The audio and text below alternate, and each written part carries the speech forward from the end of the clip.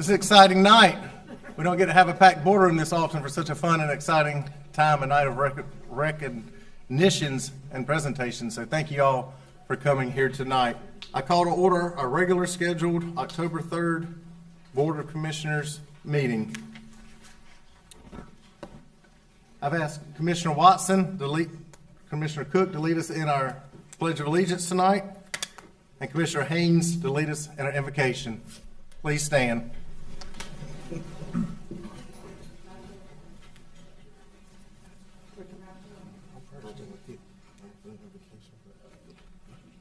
Let us pray. Gracious God, we thank you for this day, Father God. We thank you for your grace and your mercy, Father God. Father God, we thank you for this excitement this evening in our meeting, Father God.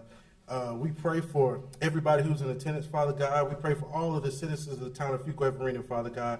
Continue to keep our public safety, our fire, our police, and everybody who works every day to continue to keep our town safe, clean, and continue to make our town grow, Father God. And as we go into this meeting, God, we pray that all hearts and minds are clear and everything we do is on one accord, Father God, and for your glory, gracious God. God, we pray for every young person that's here, Father God, and their parents, Father God, that they continue to grow up and do anything they want to do, Father God, and let them know they can be sitting up here just like we are doing today, Father God. So, God, we graciously love you, we honor you, and we give you all the praise. In Jesus' name, amen.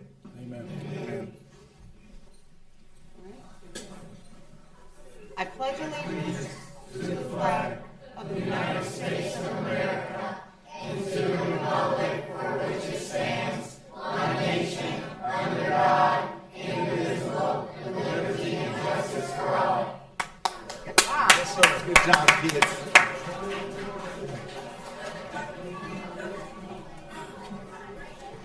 The youthfulness in this room makes it a very exciting time. So thank y'all for that enthusiastic Pledge of Allegiance helping us here tonight, kids. At this time, I ask that Town Manager Mitchell review the meeting protocol for public participation as it relates to this meeting. Thank you, Mayor. Good evening, board members. Tonight's board meeting is both in person and live streamed on the town's YouTube channel and Facebook page. Tonight's meeting contains a public comment period and one scheduled public hearing. The public is invited to comment in person. When it is the appropriate time, Mayor Massengill will call on those wishing to address the town board. All attendees that have appeared in person to address the town board during the public comment period should provide your name and address on the registration sheet by the podium prior to the public comment period beginning. We ask all those wishing to address the town board either during the public comment period or during a public hearing to begin their comments by clearly stating their name and address for the public record. The public is asked to keep all comments to 3 minutes so that all that wish to speak can be heard in a timely manner. And this concludes the protocol for tonight's meeting. First item of business is the approval of the minutes from the September 6th, 2022 Town Board of Commissioners regular scheduled meeting. Is there a motion? Mr. Mayor, I make a motion to approve the minutes from the September 6th meeting as presented and recommended. We have a motion. Do we have a second? I'll second. Motion and second. All in favor say aye. Aye. Any opposed? Motion carries. Next item on our agenda is our first presentation of the evening. Statewide Athletics Commission State Champions, All-Star Softball 8U Girls. More information about this agenda item will be presented tonight by Marketing and Special Events Coordinator Baggett. Mr. Mayor, board members, thank you for having us tonight. Tonight we are going to present the state championship plaque to our 8U softball champions. They participated in the Swac state championship tournament this past spring in Tarboro, North Carolina. They went down and they represented us very well. They showed great sportsmanship and determination, and they went undefeated in their tournament. So, ladies, I'm going to call you up if you'll come up one by one when I call your name. First, we have Miss London Williams.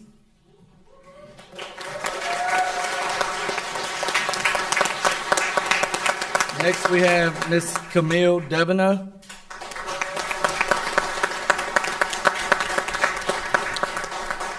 Miss Amanda Beal.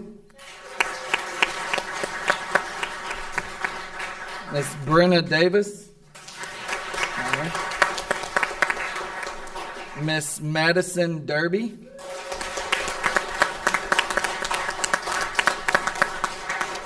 Miss Bailey Roberts.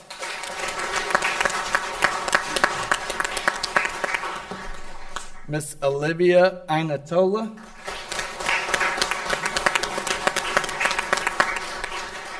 Miss Kinsley Meyer. Miss Braylon Polk.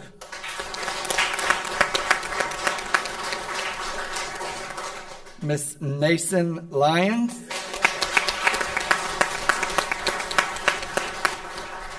Miss Journey Hours.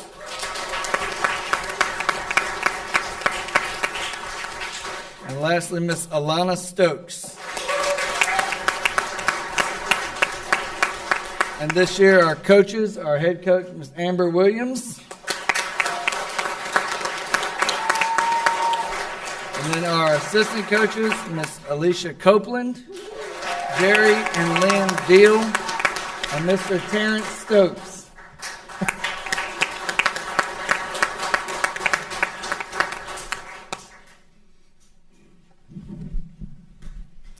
Well, congratulations. Got to spend a little bit of time with you ladies earlier. This is an exciting time for you right here winning this championship. You represented Fuquay-Varina so well, and we are so proud of you just with your parents here today on how great y'all played and how good you did to win. This plaque right here was presented to them where these young ladies were the state tournament girls 8 and under softball 2022 champions right here in Fuquay-Varina.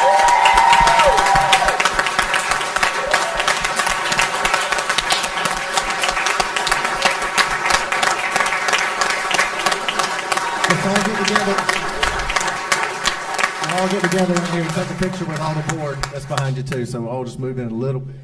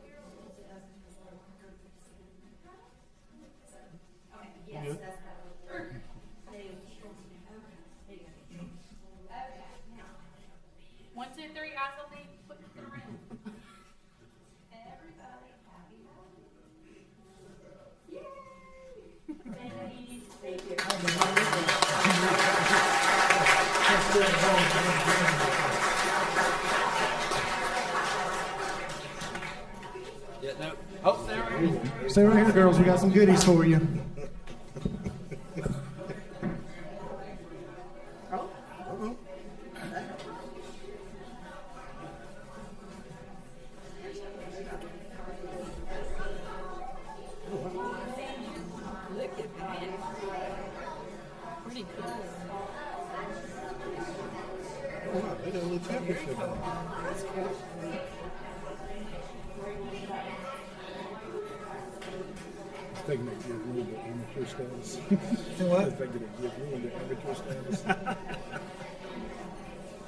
It's pretty cool. Two teams win the championship this year, the same age.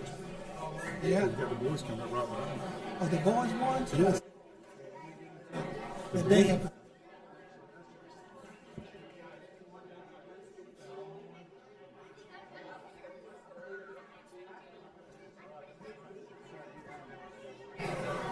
I don't know what's going on with my computer. I did. Oh, yeah, they state champions too. They were. Yeah. They are, yeah. Next item on our agenda tonight, our next presentation on our agenda tonight is the Swac State Champions All-Star Baseball 8U Boys. More information about this agenda item will be presented by Marketing and Special Events Coordinator Baggett. Trey?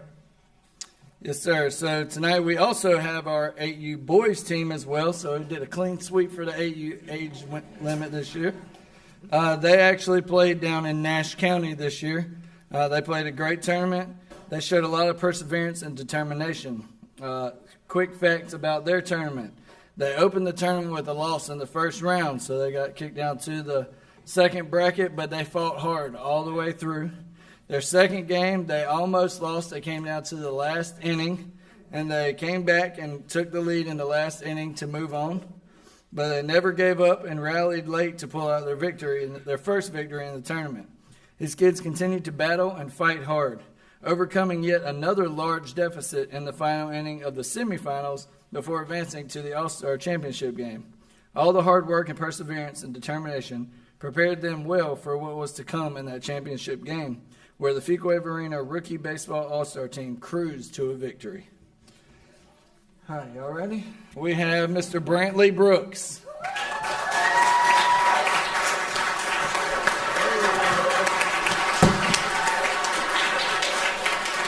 We have Mr. Oliver Drake.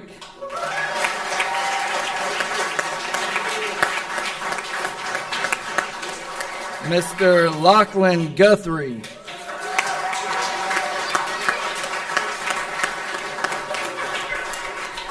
Mr. Mason Jackson.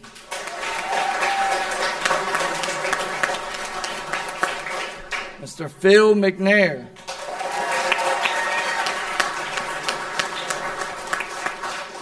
Mr. David Perez.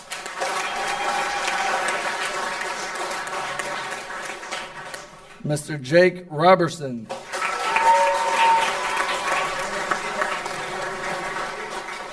Mr. Kareem Rogers.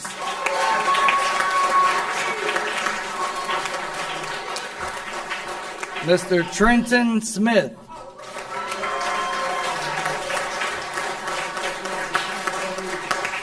Mr. Liam Surza. Mr. Logan Tumbiolo.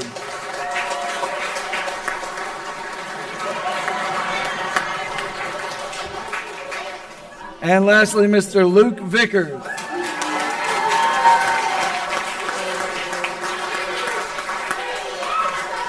The head coach was Mr. Jason Tumbiolo.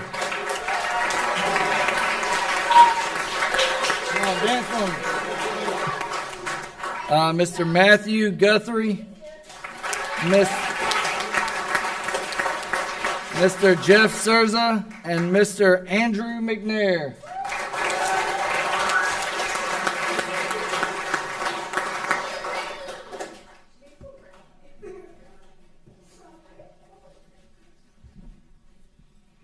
Now, who is it that did the cool dance up there? Think you can teach me how to do that? All right.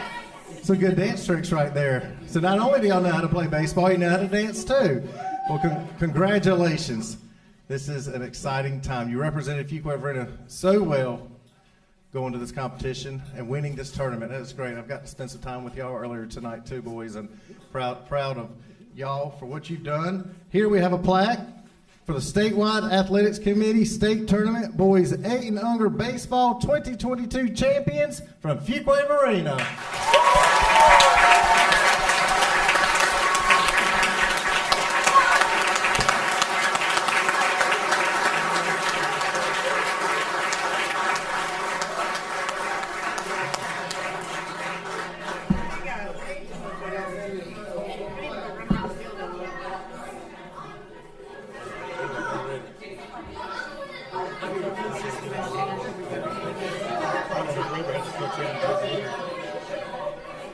Making me tired.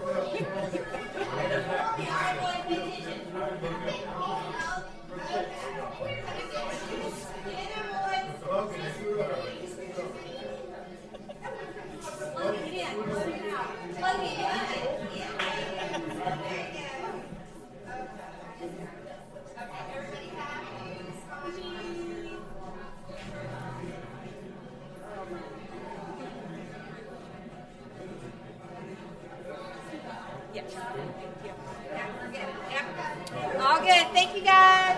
guys. I gotta get your bags.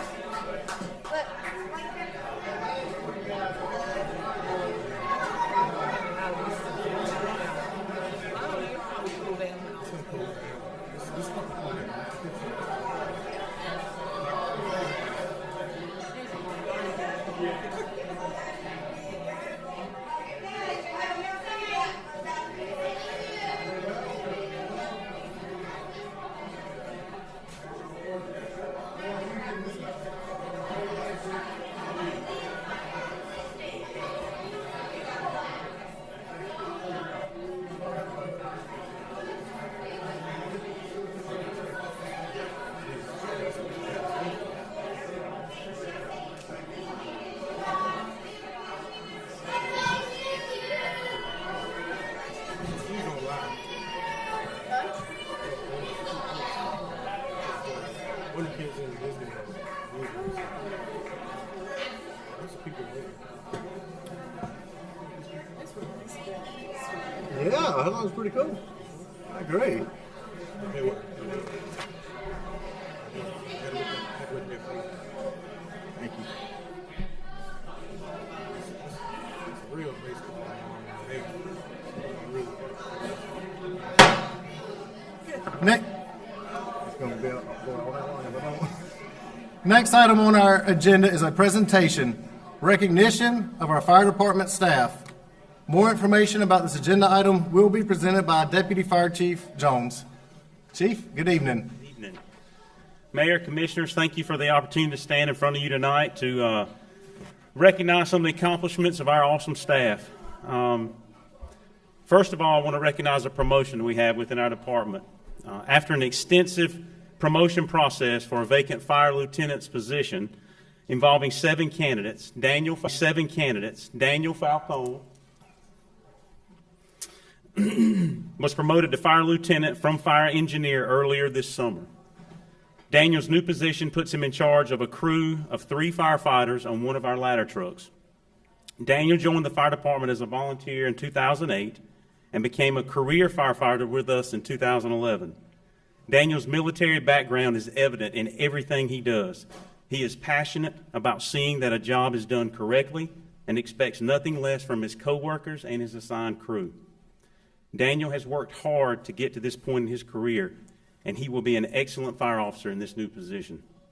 We want to congratulate him tonight and ask his son Cole and daughter Ava.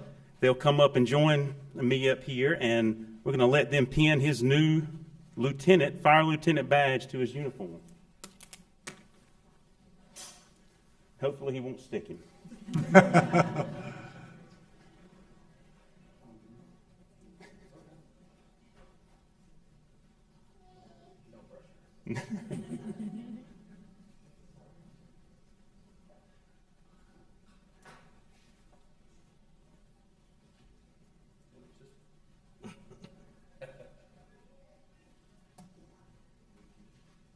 All right. Daniel, congratulations and thank you.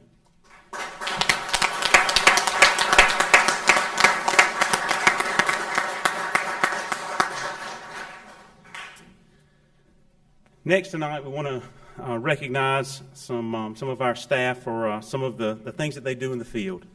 Annually, Wake County EMS compiles results from cardiac arrest calls to evaluate the effectiveness of pre-hospital efforts in the field. Prior to 2020, patients resuscitated in the field and discharged from the hospital, along with the first responders that saved them, were recognized at a ceremony in Raleigh. Due to ongoing COVID concerns at the time, the ceremony planned for earlier this summer was canceled. So we would like to recognize these important first responders tonight. In 2021, the excellent teamwork exhibited by fire, EMS, and law enforcement personnel produced 113 cardiac arrest survivors in Wake County. Of those 113, 4 were saved in Fuquay-Varina, directly because of the efforts exhibited by 9 Fuquay-Varina firefighters. This was only possible because of timely response, excellent CPR training, and the defibrillators that are carried on all fire apparatus. Tonight, 5 of the 9 were able to join us, and I would like to recognize them individually. First, Lieutenant Sean Tripp, Engineer Michael Altier, Engineer Brandon Bradley, Engineer Brandon Childers, Firefighter 2 Laredo Anderson, and unfortunately the other four firefighters could not join us tonight due to other commitments, but I did want to call their names. Battalion Chief Dustin Grimes, Captain Jerry Crocker, Firefighter 2 Aaron Andrews, and Firefighter Jacob Fields. Guys, thank you for everything you do.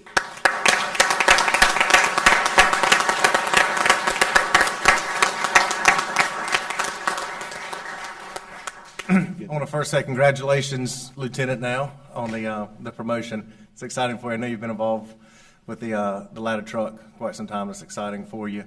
Gentlemen, thank y'all for what you've done here in our community. It makes a difference. And being of this group of 113 people that were saved in Wake County, and those ones that y'all were directly corresponded to for saving here in Fuquay-Varina on cardiac arrest, thank y'all for what you're doing. It means a lot to Fuquay-Varina and to those family members.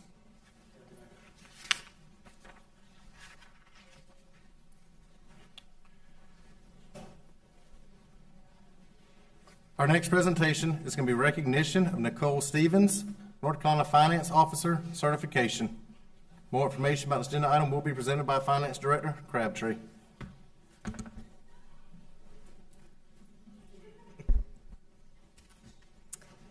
This is my right-hand person. North Carolina Governmental Finance Officers Association sponsors the NC Finance Officer Certification Program. This program is designed to enhance the public finance profession in North Carolina.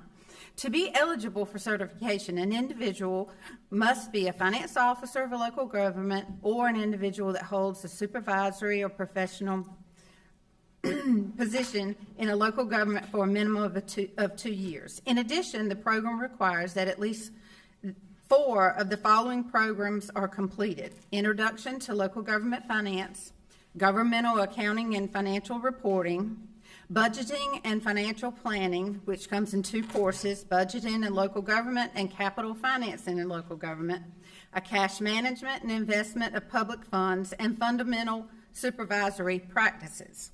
There are 4 exams that are associated with this that must be successfully completed to pass with a grade of 70 or higher. The 4 exams are as follows: Governmental Accounting and Financial Reporting, Cash Management and Investment, Budgeting and Capital Finance, and then Financial and Supervisory Management. Nicole has successfully completed all of the above requirements and will receive recognition and her certification as the NC Finance Officer Conference in March of 2023. Obtaining this certification is quite an accomplishment. It can be held as an equivalent in the public arena as a CPA because the exam is basically the same.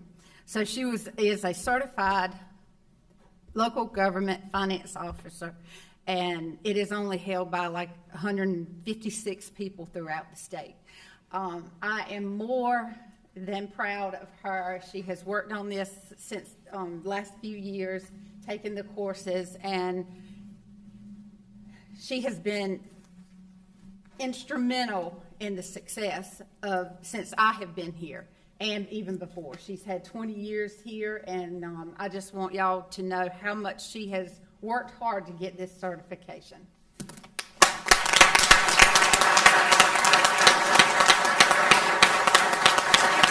She has her family here as well.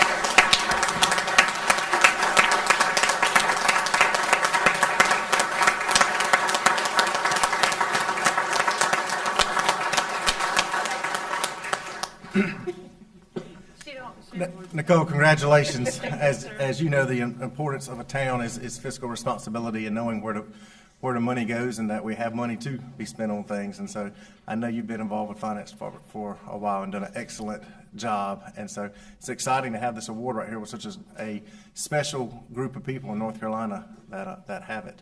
And so that's going to be you're going to continue to do great. Thank you for taking the time to get this certification. Mr. Mayor, if I can, just make a few comments as well. Had the the pleasure of promoting Nicole to Assistant Finance Director several years ago, and she has, as Joanne mentioned, been very instrumental to the success of our department. And I think if it was perhaps alluded to in the agenda abstract, or Joanne may be planning to make some remarks later on, but we've had some challenges over the last year or so in our department. We had some turnover. We've got some new faces that you'll meet tonight in our department, but we've also had a period of time where Joanne was out of the office, and Nicole did a phenomenal job of keeping the department and the town's business operations as it relates to finance advancing forward when Joanne was prioritizing her own health as a matter of fact. So, Nicole, I just want to say as a town manager, I appreciate the time. I want to say it to your family as well that's in this room. I recognize that I see her Jeep in this parking lot early in the morning and late in the evenings, and it doesn't go unnoticed. And I just want to say to you and your family that I appreciate the time that you give and the effort that you give to this organization. It's paramount to our success, so thank you. Thank you. And your father is a retired police chief from Fuquay-Varina too. That is correct. That's correct. That's right. He's here to support you here tonight. So thank you, Chief Pleasant, for coming and supporting Nicole tonight. Thank you. Congratulations. Thank you.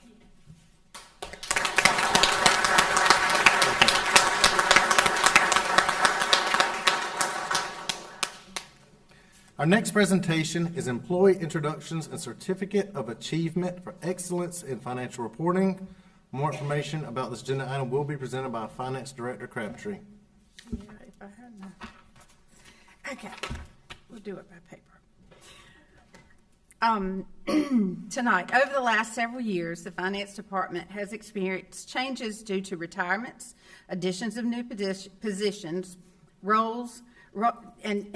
new roles, and normal turnover. In the midst of these changes, the Finance Department has continued to provide outstanding service to our customers while adapting to the challenges of COVID protocol, new software implementation, a new drive-through location, and individual personal health journeys that have affected the Finance Department staff. Through these challenges, each member of the Finance Department staff has gone above and beyond to ensure core services were delivered to customers at a high level, consistent with the Finance Department departmental strategic plan. So I will be introducing first of all the new hires. Morgan Thomas, if you will stand and come up either side. Morgan is in the customer service department. Representative. The next new one is Morgan Whitaker. So we have two Morgans. She is the payroll specialist. Helps us all get paid on time, which is important. And we have Wendy Brown. She is the accounts payable specialist. I know you've met Katie Lum before. She was a new position last year. She is the budget and fiscal strategy manager, and in my absence the last few months in my personal journey, thank goodness that she came in and worked on the budget and just jumped right in, so I was very thankful for her. And longtime employees, of course, Nicole Stevens, my right-hand person. I do not know what I would have done without her from the very beginning when I walked in the door. Although supported through the utility fund, you would be surprised to know that the billing and collection staff are also a function of the Finance Department. Marcy Cunningham. Where is Marcy? There she is. She's the utility billing and customer service supervisor. Denise Oakley, utility billing specialist. Lynn Ward Moore, customer service representative. And she ends up, you'll see her face if you go through the drive-thru. She's there in the drive-thru most of the time. There you are. Maxine McLam, she's a customer service representative also. Bo Smith, which is our lead meter technician, and Nathan Phipps, meter technician. We are also looking to add a new position, maybe in the coming months. You'll see that advertisement come out for a purchasing and contract manager to be filled soon. The Finance Department has recently also been awarded the Gfoa Certificate of Excellence in Financial Reporting for the 2021 Annual Comprehensive Financial Report. Each member of the Finance Department is an integral part of receiving this award, and it could not have been accomplished without their diligence and daily operations. The mission of a Finance Department goes beyond receiving an award. It includes service to the community. The Code of Ethics of Governmental Finance Personnel pledges to serve its citizens with integrity, honesty, transparency, diversity, inclusion, reliability, and consistency. These individuals strive daily to improve service to the community with standards, all the standards mentioned above. And on a personal note, you are all instrumental in helping us, myself mainly, for getting this award from Gfoa, which is a national award. I could not do it without all of you. And I wanted the board, management, and all the citizens to know that these people work for you diligently every single day. That's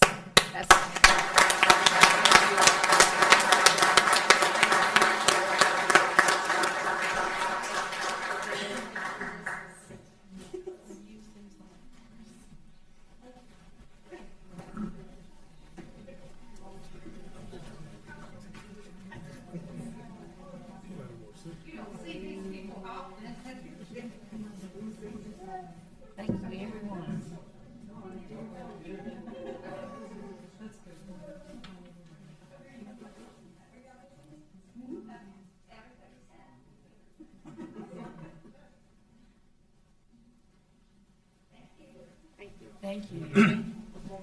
Thank you, ladies.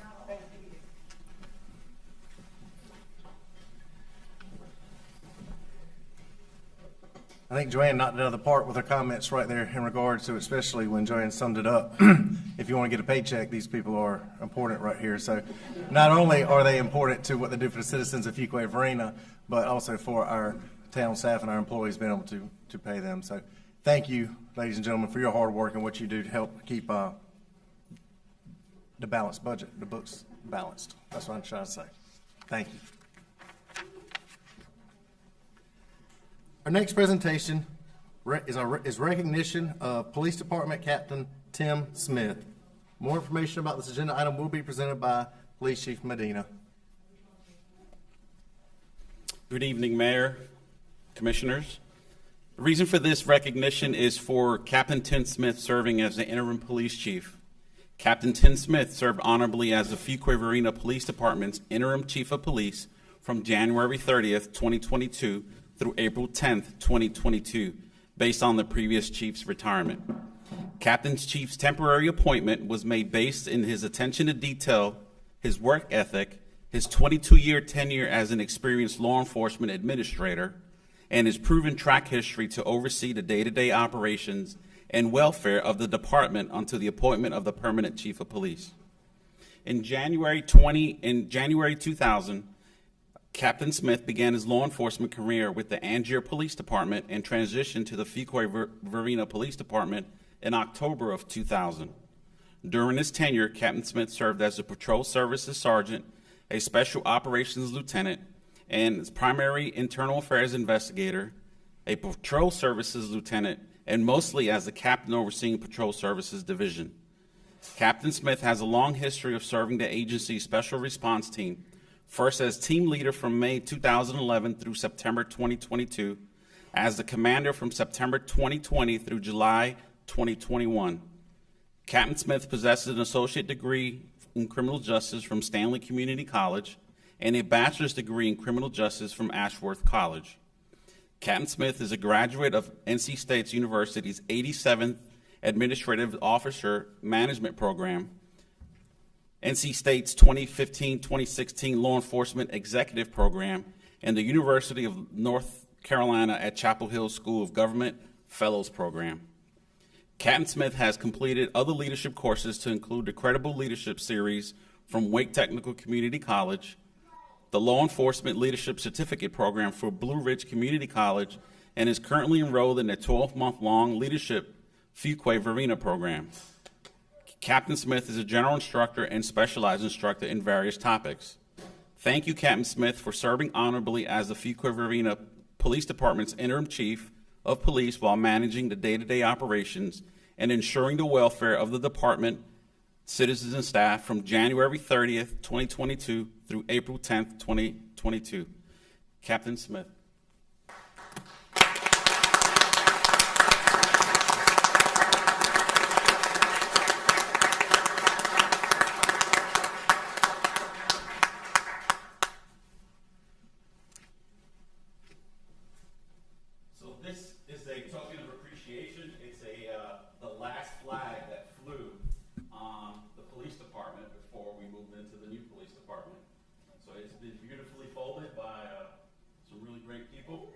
This says Fuquay-Varina Police Department, 114 South Main Street, the final flag, presented to Timothy M. Smith, Chief of Police, for the interim from January 2022 to April 2022, for rising to the occasion and providing leadership beyond expectations from your officers of the original Adam team and everyone else at the Fuquay-Varina Police Department. We had your back.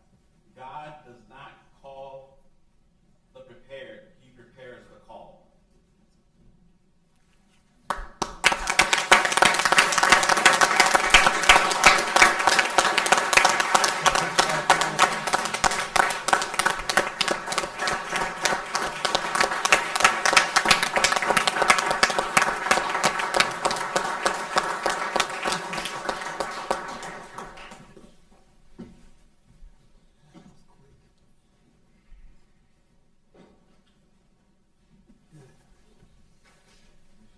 Congratulations. Captain Captain, Smith. congratulations. One moment, please. And thank you for your service to Fuquay-Varina as you continue to serve Fuquay-Varina. And during the interim chief time period also, you have continued to be a strong peer with your department and a great leader in your department. So thank you for all of your time and what you do for Fuquay-Varina and your time that's been with us, and to continue into the future too. It's not retirement tonight. I believe our manager had a couple words you want to speak also. Yeah, thank you, Mayor, for making those remarks to Captain Smith. And Captain Smith, I just want to personally thank you. When Chief Fonstock announced her retirement and we were beginning the transition period to replacing her, I called on you to step up. And you answered that call, and you did so with honor, with dignity, with integrity, and you allowed our police department to continue advancing, not just staying stagnant or staying in place, but advancing while we were maneuvering through the police chief search. To me, there was great value there, and I appreciate you stepping up and answering the call. You did a fantastic job, and I appreciate what you did. Thank you.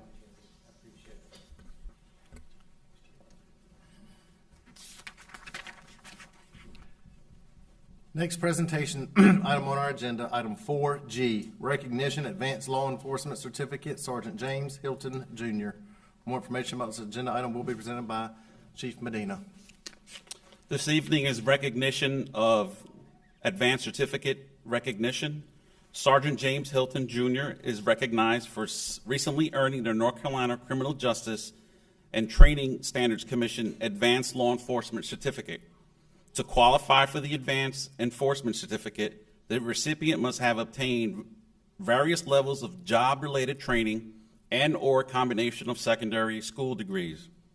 Sergeant James Hilton, Jr. started his law enforcement career with the Franklin County Sheriff's Office in March of 2014. In May of 2019, he transferred to the Fuquay-Varina Police Department. During his tenure with the Fuquay-Varina Police Department, Sergeant Hilton served in the Patrol Division and is currently serving as patrol sergeant supervising a staff of 5 employees. Sergeant James Hilton stated, "I look forward to being able to continue serving the citizens of Fuquay-Varina Police Department for the remainder of my career." Again, congratulations to Sergeant James Hilton on earning the North Carolina Criminal Justice Education and Training Standards Commission Advanced Law Enforcement Certificate. Sergeant Hilton.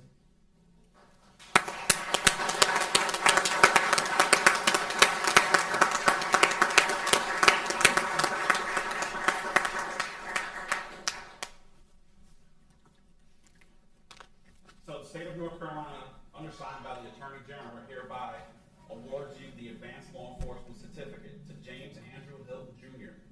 This is the highest certificate that you can receive on the educational side of sheriff and criminal justice standards. And he has achieved this on this date, August 12th of 2022. Congratulations.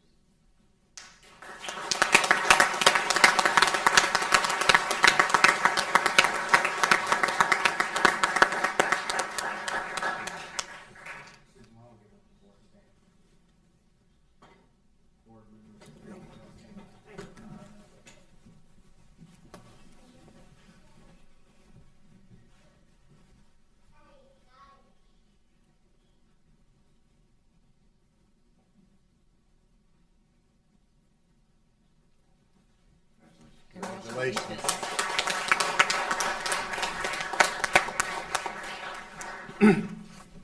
Sergeant, congratulations. Thank you for taking the time to continue to educate yourself and get this recognition. It's a pretty neat award. Thank you. Next presentation, item 4H, recognition newly promoted police supervisors, police sergeants. More information about this agenda item will be presented by Police Chief Medina. Before we start, I would like to say thank you to the mayor and the commissioners and the manager for allowing us to take this first promotional process under my tenure. It was definitely a great opportunity for me to learn the employees. And because of our growth of town and our growth of employees, we needed additional supervision. So we collectively decided to have this promotional process. So based out of the officers that participated, we were able to promote 5 individuals that have been promoted to the position of sergeant.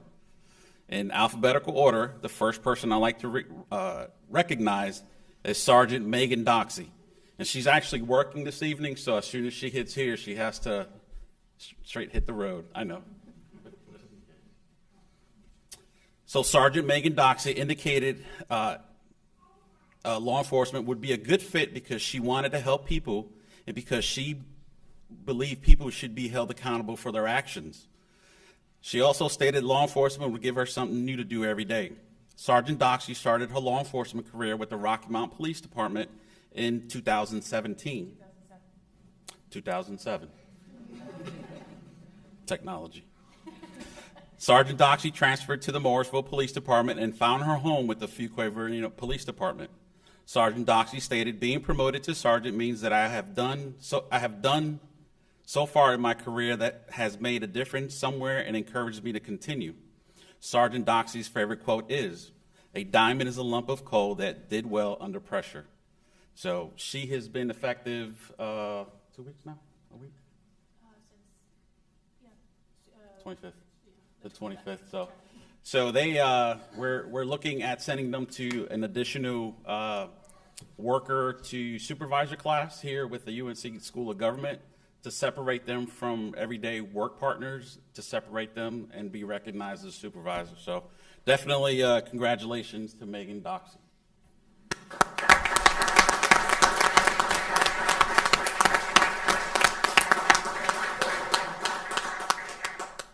And we heard a little bit earlier from this first one is Sergeant James A. Hilton. Sergeant Hilton has a long family history of law enforcement, starting back to his great-grandfather as the sheriff of New Hanover County, North Carolina. Sergeant Hilton started his law enforcement career with the Franklin County Sheriff's Office in 2015 and was promoted to the rank of corporal and served as a member of the Special Response Team. In 2019, he transitioned to the Fuquay-Varina Police Department and has served in uniform operations. According to Sergeant Hilton, being promoted to sergeant means I will be able to lead and help officers develop professionally into what they aspire to do with a career and for the citizens of Fuquay-Varina. Sergeant Hilton possesses a bachelor's degree in business administration from East Carolina University and recently earned his advanced law enforcement certificate. Sergeant Hilton's favorite quote is by the late Major Dick Winters. The key to a successful leader is to earn respect, not because of rank or position, but because you are a leader of character. Sergeant James Hilton.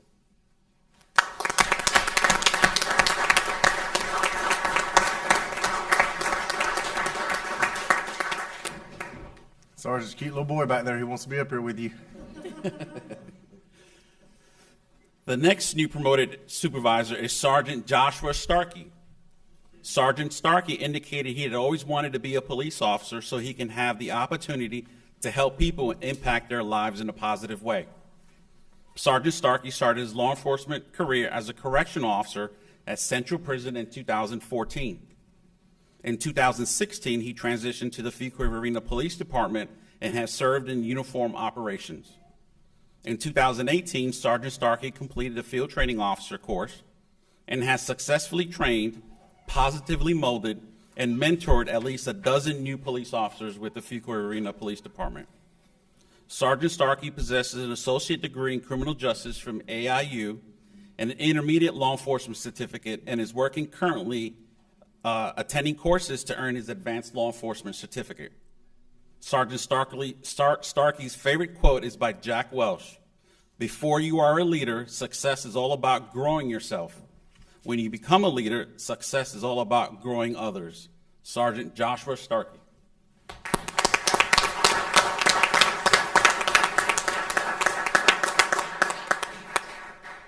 Our next supervisor actually got pulled out of class in order for him to make this appointment, so he's in civilian attire. So I just wanted to give everybody an idea why he's dressed like that, because he was training, because we believe in training. So Sergeant Philip Wallinger. Philip Wallinger indicated he became interested in the field of law enforcement as a way of putting my talents to work for the community and increase my time in the military and work with private security. Sergeant Philip Wallinger joined the military at age 18 to prepare him for the field and began his law enforcement career with the St. Petersburg Police Department in 2006. Sergeant Wallinger took a 10-year hiatus from law enforcement to continue serving honorably in the military. In 2016, he joined the North Carolina State University Police Department. In 2020, he transitioned to the Fuquay-Varina Police Department and has served in uniform operations. One of Sergeant Wallinger's goals is to work with technology to increase the effectiveness of officers regarding traffic accident investigations and to utilize technology to lower risk hazards. Sergeant Wallinger's favorite quote is by Wernher von Braun. I have learned to use the word impossible with great caution. Sergeant Philip Wallinger.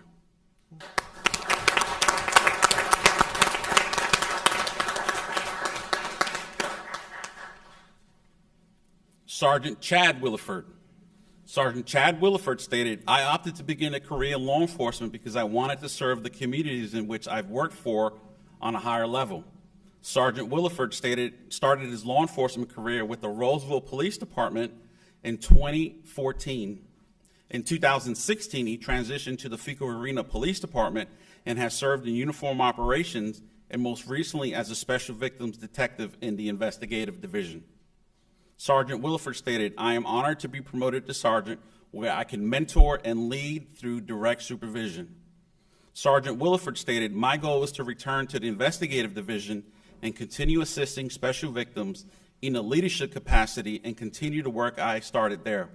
I am making strides to complete my 4-year degree in criminal justice. Sergeant Chad Williford.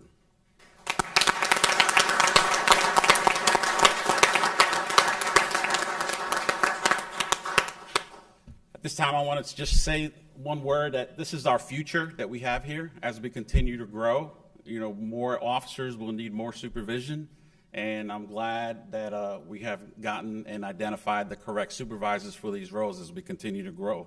And I'm also thankful for the officers and supervisors that came and watched this great moment. Chief, that is very correct and relevant comments right there too, as we continue to grow. And that was, I'm thankful for, is that these 5 individuals have chosen to stay in Fuquay-Varina, continue to grow your career. Now you're a sergeant and managing and supervising people. And as you mentioned, I heard consistently was mentoring also at the same time. So thank y'all for your job you do every day. Thank you for choosing Fuquay-Varina and stay in Fuquay-Varina. Thank you.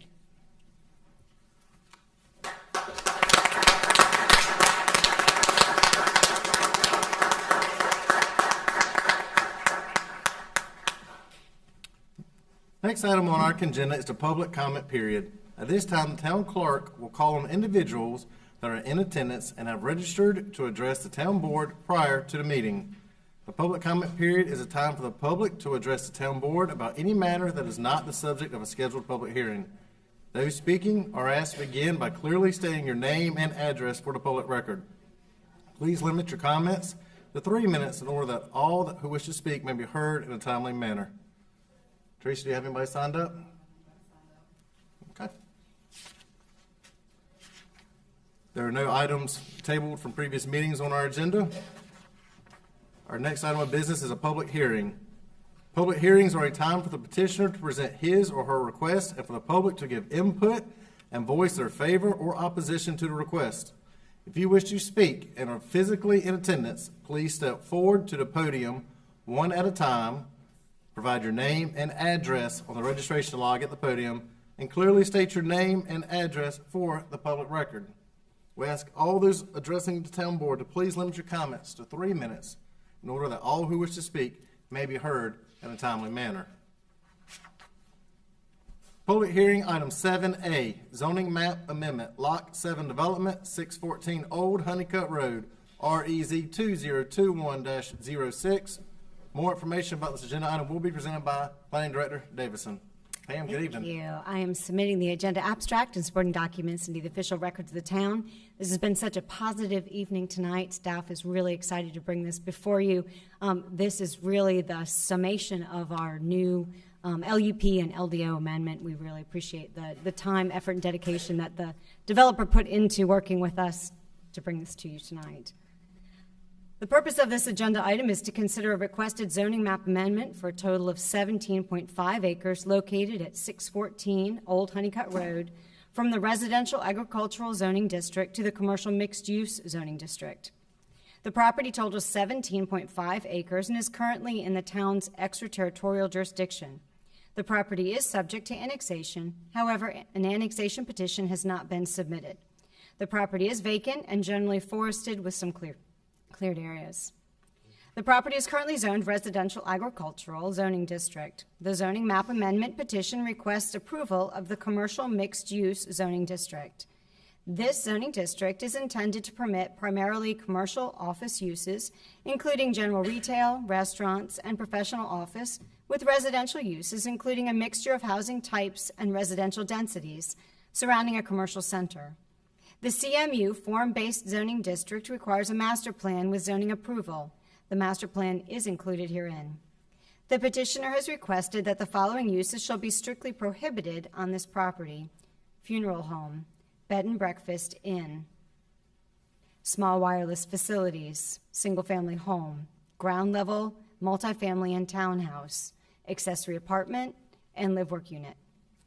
The petitioner has requested the following voluntary conditions be made applicable to the subject property. 1. The development will consist of vertical mixed-use buildings and non-residential and commercial uses. 2. Vinyl siding is not permitted. However, vinyl windows, decorative elements, and trim are permitted. 3.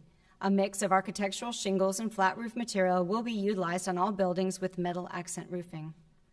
4. The retail and ground level of the vertical mixed-use design will have arcaded storefronts, awnings, and/or canopies, and consistency will be accomplished through materially, examples masonry, brick, manufactured cultured stone, smooth-faced concrete, metal siding, cementitious paneling, siding, and trim.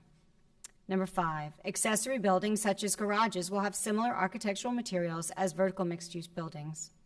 6. A minimum 6-foot-tall privacy fence shall be installed in the landscape buffer, consisting of all evergreen plantings adjacent to the existing single-family lots. The fence design and the material will be selected at a later stage with the approval of town staff. 7, detailed landscaping of the plaza and civic areas will show street furniture, bike racks, and trash recyclable receptacles. Art features and monumental signage at key locations will be incorporated into the design to help identify the project. The master plan is characterized by vertically mixed-use buildings, commercial and civic areas. It provides a flexible design that considers the integration of uses, connectivity, character, transportation options, and preservation of natural features. To comply with the zoning map amendment petition requirements, the required master plan, both the document and related maps, shall identify permitted uses, arrangement of uses, open space, thoroughfare network, utilities, pedestrian network, architectural design and standards, building layout, and landscaping. The master plan shall also adhere to all other standards provided by Article Q and Appendix B of the Land Development Ordinance. The CMU zoning district has a 50-foot maximum non-residential building height and a 50% minimum non-residential allocation requirement with a minimum of 15 acres devoted to non-residential uses. Due to the size of the buildable area of the property and the requirements of the CMU zoning district, the proposed master plan is comprised of 100% non-residential first-floor uses in the form of vertical mixed-use buildings with non-residential on the first floor and residential above, standalone commercial buildings, and civic space. The maximum allowed density for the CMU zoning district is 10 dwelling units per acre, but vertical mixed-use buildings containing residential dwelling units above non-residential uses on the first floor do not count towards the maximum density calculations. The master plan proposes a facade treatment that shall be of an urban sense of style with arcaded storefronts with varying depths and retail signage in an assortment of materials, textures, and colors. A consistent architectural theme and color palette will be carried through the development to tie the buildings together. All standalone buildings shall be designed and coordinated to carry the same architectural style and color palette for all the buildings to blend harmoniously within the community. Outward-facing building facades along Old Honeycutt Road and Purfoy Road will have a similar level of design as the interior-facing building facades in terms of colors and materials, as well as glazing and doors to provide duplicate frontages. A unified design document, as approved with the first site plan for this development, and any subsequent revisions approved as otherwise allowed by the LDO, shall become part of the adopted master plan upon approval. The master plan proposes a loop of private neighborhood streets that lead to Old Honeycutt Road and Purfoy Road. Due to the stream bordering the western property line and the existing subdivision south, no stub-streets for future connections are proposed. The proposed form-based street sections will be private right-of-ways built to public road standards. The street sections will be modified to include traditional angled parking instead of reverse angled parking for the CS 9060 street sections. Additional parking lots are located behind the proposed buildings. Based on the findings of a shared parking analysis conducted as part of the master plan process, the expected peak periods for ground floor retail usage are anticipated to be between 8 a.m. and 5 p.m. on weekdays and weekends. If parking needs for the retail uses conflict with residential uses in the northeast corner of the site, a portion of those spaces could be signed as short-term 2 or 3 hour limits between the hours of 8 a.m. and 5 p.m. If determined to be warranted after seeing the demands, this would only be marked on the spaces directly adjacent to the ground floor retail uses and regulated privately. Civic space is a green space dedicated to community use and can take many forms for active and passive recreation. The master plan proposes 1.23 acres of civic space, providing over the minimum 5% of civic space required for the CMU zoning district. All residential uses shall have pedestrian access to commercial uses and civic spaces within 1,320 feet measured along sidewalks and paths. A square, park, or plaza shall create a discernible center in the development. The central plaza is proposed to be 0.95 acres and shall include an amphitheater, pavilion, outdoor dining area, walking paths, and green spaces. The amphitheater will host community events and create a focal point with outdoor dining opportunities both adjacent to the proposed buildings and within the civic space. Pedestrian sidewalks surround the area with paths crossing the area. Additionally, a Greenway Trail is proposed to run north to south along the western portion of the site. This Greenway Trail is identified on the town's 2035 Community Transportation Plan. The surrounding properties are generally a mix of residential, office, and civic uses with some forested and cleared areas. Sunset Forest subdivision is directly to the south, and the Sexton Place and Lakestone Village subdivisions lie northeast. To the north and northwest are offices and civic uses, including the Fuquay-Varina Police Department, the Wake County Southern Regional Center, and the Fuquay-Varina Community Library to the southwest. Cleared agricultural land is located to the east and southeast. The 2040 Community Vision Land Use Plan calls for the Community Activity Center classification at the subject property. This classification is defined as land offering the opportunity to serve the community's broader economic, entertainment, and housing needs. Residential units or office space may be found above storefronts. Homes in and surrounding the center of development may offer several choices to live and experience the activity center. The compact, walkable environment and mix of residential and non-residential uses in the center support multiple modes of transportation. Residential uses in a community activity center are secondary to commercial uses in open space, combined in terms of development, size, scale, footprint, and intensity. Therefore, the requested zoning map amendment is consistent with the 2040 Community Vision Land Use Plan. Public water and sewer are available to serve the subject property. The subject property is located at the southwest corner of Old Honeycutt Road and Purfoy Road. Old Honeycutt Road is classified by the town's 2035 Community Transportation Plan as an 80-foot right-of-way and identified as a 3-lane median divided road with turn lanes and side paths and a future carrying capacity of 10,800 average daily trips. Old Honeycutt Road is currently a 2-lane roadway with a current carrying capacity of 9,500 average daily trips. 2015 traffic counts in front of the property indicate an average daily trip of 6,100. Newer traffic counts for Old Honeycutt Road are currently unavailable. Purfoy Road is classified by the town's 2035 Community Transportation Plan as a 110-foot right-of-way and identified as a 4-lane median divided road with side paths and a future carrying capacity of 36,600 average daily trips. Purfoy Road is currently a 3-lane median divided road with turn lanes and a current carrying capacity of 12,400 average daily trips. 2019 traffic counts in front of the property indicate an average daily trip of 12,000. Newer traffic counts for Purfoy Road are currently unavailable. CTP required frontage improvements along Old Honeycutt Road and Purfoy Road are demonstrated on the master plan. The petitioner virtually held a neighborhood meeting on August 2, 2022 via the Zoom web application. The meeting report is attached and staff takes no position regarding its content. Management and staff recommend approval of the proposed zoning map amendment. It is consistent with the 2040 Community Vision Land Use Plan and is reasonable and in the best interest of the public for the following reasons. 1, the master plan included with the petition fulfills the intent of the 2040 Community Vision Land Use Plan by establishing a viable non-residential development and creating the opportunity for non-residential uses to serve residents in a walkable environment. 2, transitions are proposed between existing and future development with higher intensity uses located along major thoroughfares and lower intensity uses located adjacent to existing development to improve compatibility. 3, an appropriate internal transportation network is provided throughout the entire development.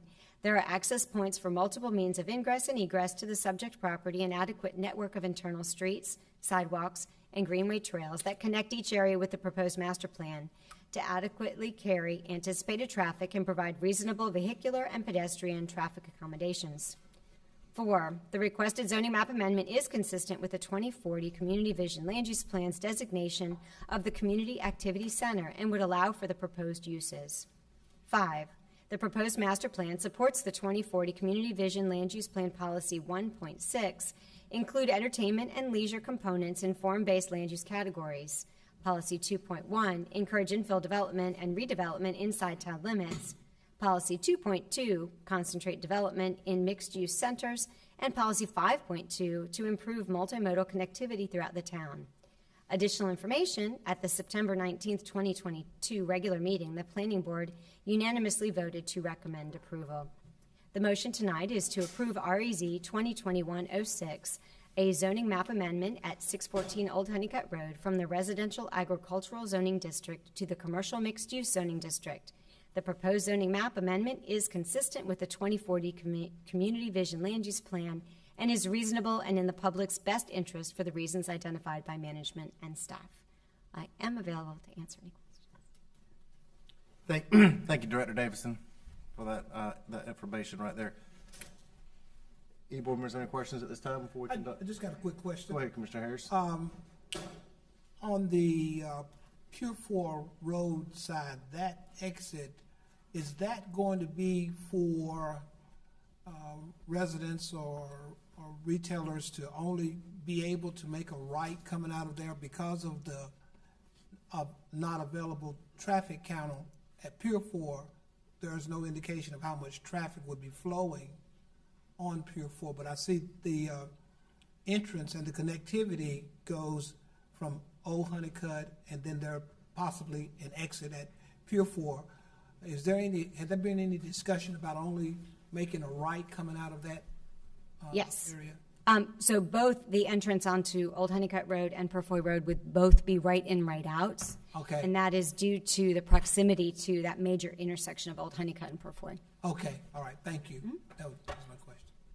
So nobody coming down Purfoy Road from Andrew direction can access the property?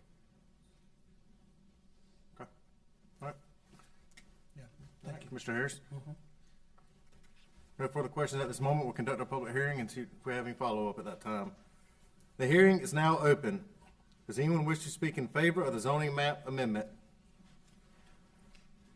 Good evening, Jim Chandler, the Timmons Group, 5410 Trinity Road in Raleigh, North Carolina. Good to be in front of you again. It's been a while. We are in favor and glad to have this in front of you. We've worked hard with staff to get it to a point to present it to y'all, and the developer's here. I'm sure he's going to want to say a few words, and we'll be glad to answer any questions y'all may have. Thank you, Jim. Does anyone else wish to speak in favor of the zoning map amendment? Good evening. I'm David Gorman. I'm the applicant. This is a good time. All right. Well, thank you, Mayor. Thank you, Council, for allowing me to be here tonight.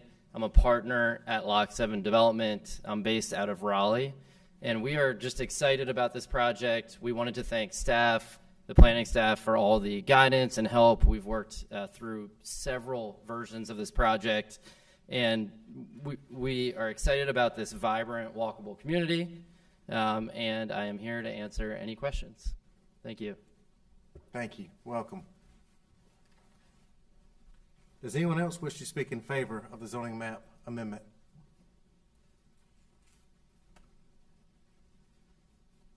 Does anyone wish to speak in opposition to the zoning map amendment?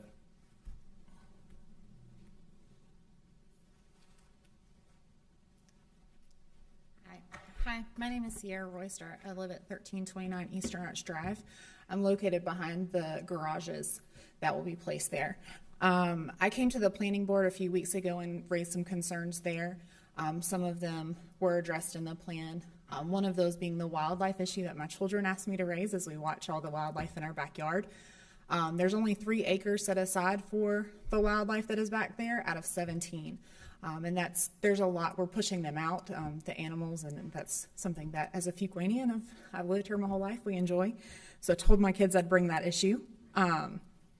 One of the other issues that we brought up was the transportation and the traffic, and I know you asked about the right turn lanes, and I know that there's been some traffic studies done. The planning board did discuss what if that amphitheater was actually to be used for what it's being built for, and the conversation turned into there's not been any studies or data done for if it can hold the capacity of what they're building in those high traffic at times. So the 8 to 5, yes, they've done traffic studies for that, but they haven't done past if they were going to do an amphitheater or concert or event there. And so some of the concerns that they listed out is, if you're coming down that road, the next turn, if you can't park in there, is our neighborhood. And when they talked about it of, well, who's gonna, what are we gonna do about that? They said, well, we'll wait and see what happens. So while people are parking in our yards and in our neighborhood where our kids are running up and down the street to neighbors' houses, or kids are riding bikes, or people are pushing strollers. We have a very small community. Our houses are smaller, so we have a lot of geriatric people in our community as well who are navigating that subdivision. We already have East Academy getting ready to come through there. And so that's a safety concern for us that wasn't addressed with the planning board at all.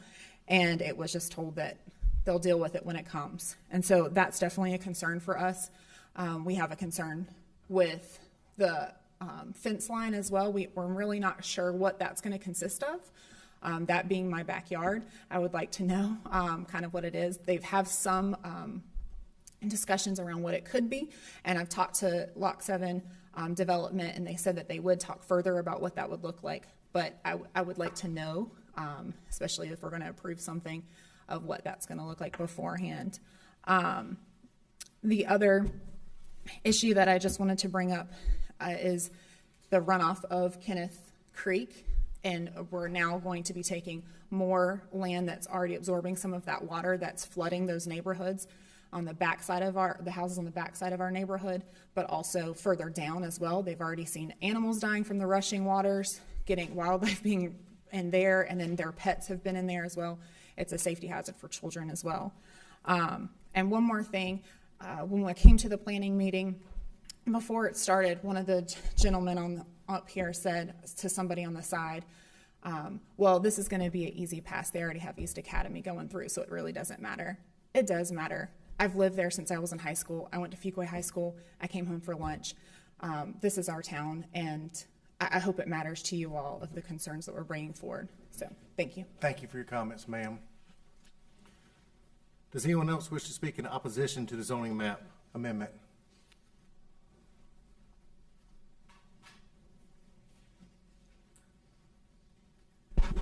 Hey there. Didn't know I was going to speak, but when my daughter gets up and speaks, yes, my name is Elizabeth Robertson. I apologize. Elizabeth Robertson. My address is 1425 East Stone Arch Drive. Thank you.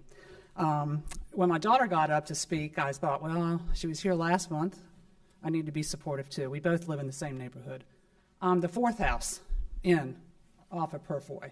So my house backs up to the woods as well, and it does have the, I think the wetlands sectioned off. So part of my backyard will be part of the wetlands, so I'm kind of safe, I guess, with that. The other part will be the, I guess, some of the driveway concerns from some of the buildings behind. My main reason being here is to be put on the record that I know change is going to happen. I've lived there for 22 years, one of the first few residents that lived there. And I guess I might be one of those geriatric folks that live in that neighborhood as well. I'm just saying, she went to high school there, she's graduated, she lives there now. But I love my neighborhood, I love the backyard, I love the wildlife. My grandkids live 7 houses down from me. They come up and down to see me all the time. One's 11 and this one's 6. So I do, have concern about the traffic that comes in and out as it is already with just the people that live there. But my main reason is to be heard. I live in that subdivision. I live in Fuquay. My backyard does back up to the proposed site. The hours of operation, I did look at the agenda. I did look at the proposal today as well, 8 to 5 Monday, over Monday through Friday and on weekends. I have a concern about the traffic that may be spilled over, as Sierra mentioned, from possibly not enough parking when there are civic events that are going on in that amphitheater or whatever the plans are for that entertainment area over there. Do people end up parking? I know that when I go to a swim meet somewhere and there's not enough parking in local subdivisions, people are parking all over everybody's street. Is that what's going to happen on my road? The first road in, is that what's going to happen? Are people going to park? Is it going to be a concern that people are going to be walking through my neighborhood that I don't know? Will there be the barrier? I don't know what the barrier looks like behind that proposed event that's going to be proposed, whatever is going to be put back there.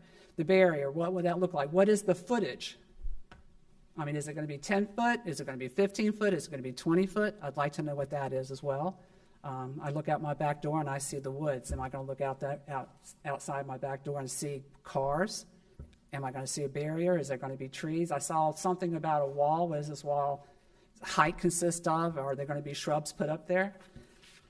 What happens to the shrubbery and the foliage that's already there? Is that going to be completely taken down? I'm just wondering about that. The Greenway Trail, I don't really know what that consists of or what that looks like. I saw that it said something about a Greenway Trail north-south part of the area. I don't know. I couldn't figure out where that is. Are people going to be walking in my backyard?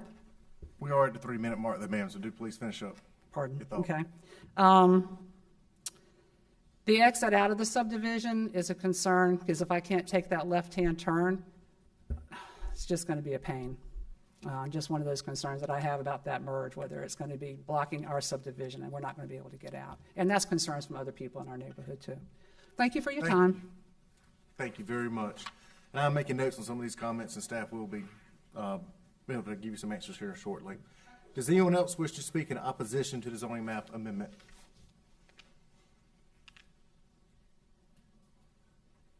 The hearing is now closed. Director Davison, I made a note on all the questions that these two ladies brought up, and seeing if you could help with address some.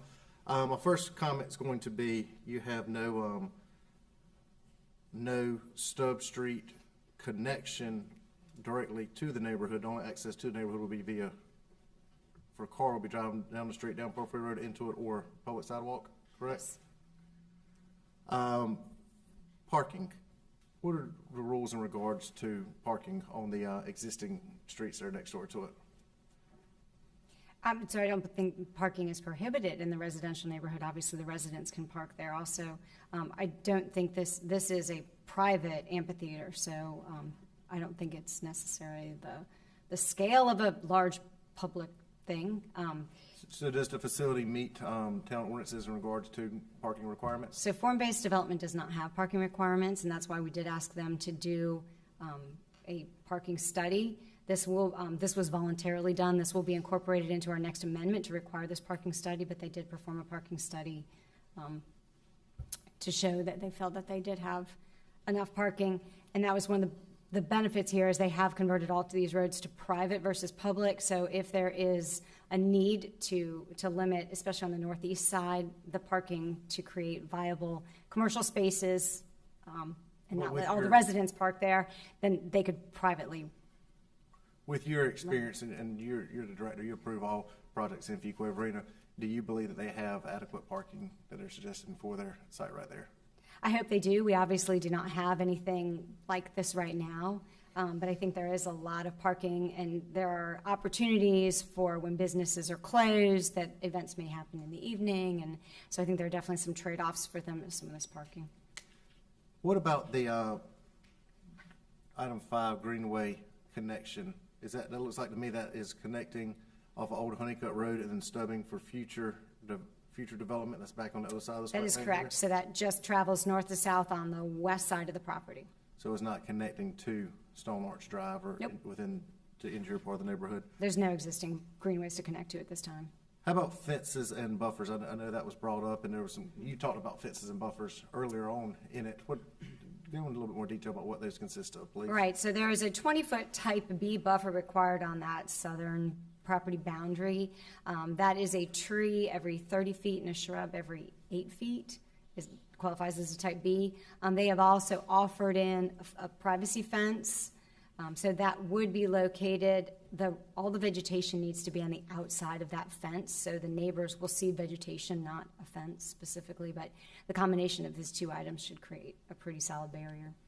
So there's a fence, then you said 20 foot, there'll be a 20 feet, so 20 feet from the property line will be a fence, then would be the planted buffers that you're having planted right there. Is this what type of fence would this be, or what can they expect? It's listed as a privacy fence. The actual materials have not been set. That is something that they have agreed to be town staff approved. Okay. That would come in with their site plan. Meet our standards then at that point in regards to fences, okay?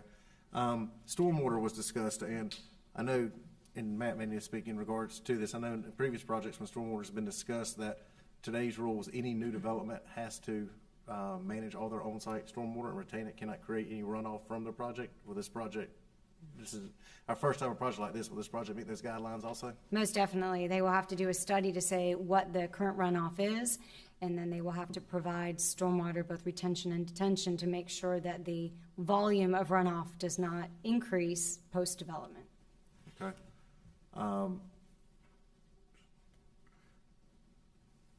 Those are questions, notes. Board members, any questions that you have for Director Davidson or for management? I have one quick question. Mr. Watson? The amphitheater, do we know about how many people that will seat? Oh, we don't. I think it's just a kind of an open outdoor plaza area. So the developer may speak to more details, but I don't know if that's necessarily going to be a very often programmed space or more just kind of an open gathering area for the neighborhood. Any other questions by board members from management or staff? I think it's our first project that we have in Fuquay-Varina like this. I think that it brings some exciting opportunities. I do understand your concerns, ladies, and I think that Director Davidson has addressed those concerns in regards to this project right here. We don't know that if a location, we have town ordinances that require a lot of these locations and developments in town that have to meet guidelines, so it's not a matter of a developer or somebody just dreaming of what rules they want to do. And that's what Director Davidson's and our engineering department's job is, just from those two standpoints, is to require design for that and best practices and what should meet that and what is required to meet those standards right there. And so I appreciate you answering these questions, Director Davidson. I have one I just want to clarify. And at the amphitheater portion of this and some different areas on it is some neat stuff. It's an exciting new project in Fuquay we're going to talk about. I just wanted to re-clarify, make sure I understood correctly, Director Davidson. There'll be no left turns into the property or out of the property. Is that correct? It's all going to be right in and right in, right out. out. Mm-hmm. Okay, I just want to make sure I understood that. Thank Yep, you, and they've even on the master plan, they have showed decel lanes. Mm-hmm. So that would also help the traffic flow along both those entrances. All right, thank you very much. Manager, do you have any comments you want to add or anything? Thank you, Mayor. I just wanted to speak to the form of development for a moment. I think the developer mentioned that they've been working with their consultants and with town staff for quite a bit of time on a proposal that we felt met the intent and vision of the town and of the town board. Consistent with our 2040 Community Vision Land Use Plan. Without going into great detail, I will say that this project has morphed over time. I think that's probably a fair statement to make. When first being proposed, it was high-density residential only development. And being that this is at a corner lot on a very visible intersection that arguably has commercial development, commercial retail office development across two corners from it and likely a third corner from it. It did not meet the long-term vision of this community. I commend the developer and their consultants for being patient and taking the time to work with our staff and understand our board and community's vision for this property and putting together a proposal that is form-based, that does have a combination of both commercial, retail, and residential uses. That is the long-term vision for this property and this node in our community. And I want to thank them for having patience with us as we work through our process so that they could better understand what our vision is and put together a proposal that works not only for them, but also works long-term for our community. So I just wanted to make those comments, Mayor. Thank you. Yes, I know this has been a project we've been working on for some time there on that. Any further questions or discussion by board members?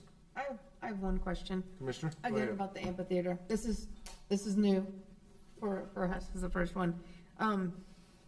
because this is next door to a neighborhood, is there, it's right in the middle, so maybe that will help it with the sound, and it spewing over into the neighborhood. Is there any thought about that? Yeah, I think with respect to this common space that is being labeled as an amphitheater, I don't, and the developer may speak to this, but my understanding from having had discussion with our planning staff, maybe don't think Red Hat Amphitheater. Right. And think more perhaps like the common space, if you've ever been to it at Waverly Place. There's a green space that they have, live jazz music or acoustic music, some play theater type events there. I'm thinking of it, in my mind, I'm envisioning it, the one like in Holly Springs over, I can't remember the name of that neighborhood, but in that. That's a fair I've attended a fair concert there. relationship as well. I think this is not intended to be, your headliner rock band amphitheater. This is something that is small for the residents, for those visiting the merchants that would be in that. It's about 6,000 square feet, so that tells you the size. That's right. It's small in scale. It's more central to to this development, although the public would be accessible to it because of the commercial spaces that will be utilizing it as well. All right, I think that's all I have. I'm sorry. Thank you. Any other comments or questions, discussions by board members? No, Mr. Mayor, I just want to make a comment. Commissioner, go ahead. Since you opened the floor. I see the creativity coming from the proposed development.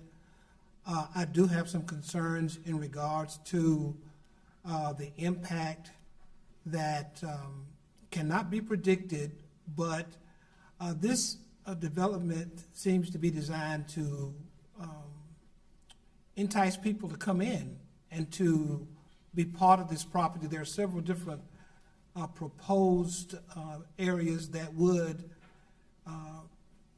motivate people to come out and to be together. I see one part, there's an event space, then you have the amphitheater, then you have an open space that's adjacent to the amphitheater, and then you have a plaza, which I think all of that is good. It's just conducive to people interacting, which I think is good. My concern would be the capability of Pier 4 Road to take on the traffic that this proposed project would generate.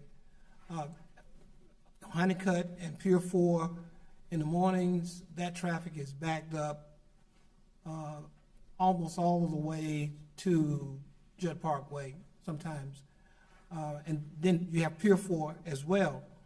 So if anyone could speak to how the proposal would identify or address impacting or having a way to manage that traffic, I mean, it would help me in my decision. And I know we had temporarily discussed it, but I don't know if there's been any other long-term discussion about that with me. Matt, can you talk in regards to engineering and traffic for Commissioner Harris, please? This is a master plan. Yes. And once we move on to the next phase, they will do a traffic impact analysis that will tell us all of that. Okay. Matt, can you also speak to the future cross sections of Old Honeycutt and Purfoy Road? These aren't what we see on the ground today, are not the future cross sections of these roads, correct? That is correct. Old Honeycutt will, over time, whether by DOT, by development, or a combination thereof, be widened to a future cross section, Purfoy perhaps as well? That is correct. They're both, Old Honeycutt is 3-lane median divided with side paths on both sides. Purfoy is 4 lanes median divided with side paths. That's proposal. Over time. Yeah, over time, as development fills in. And Matt, they'll be building those portions of that road anyway. Part of That this is project, correct, too. in addition to the deceleration lanes that we are requiring, so. Thank you. There you go. That's very helpful. Thank you. Okay, no further discussion. I entertain a motion by the board. Mr. Mayor, I'll make a motion to approve REZ 2021-06, a zoning map amendment at 614 Honeycutt Road from RA zoning district to commercial mixed use CMU zoning district. The proposed zoning map amendment is consistent with the 2040 community vision. The land use plan is reasonable and in the public's best interest for reasons identified by management and staff. We have a motion. Do we have a second? I'll second the motion. Got a motion and a second. All in favor, say aye. Aye. Any opposed? Motion carries. Thank y'all. Thank you for addressing these citizens' concerns tonight, staff members, and appreciate this that information. Next item on our agenda is the consent agenda. What is the board's pleasure on the items on the consent agenda?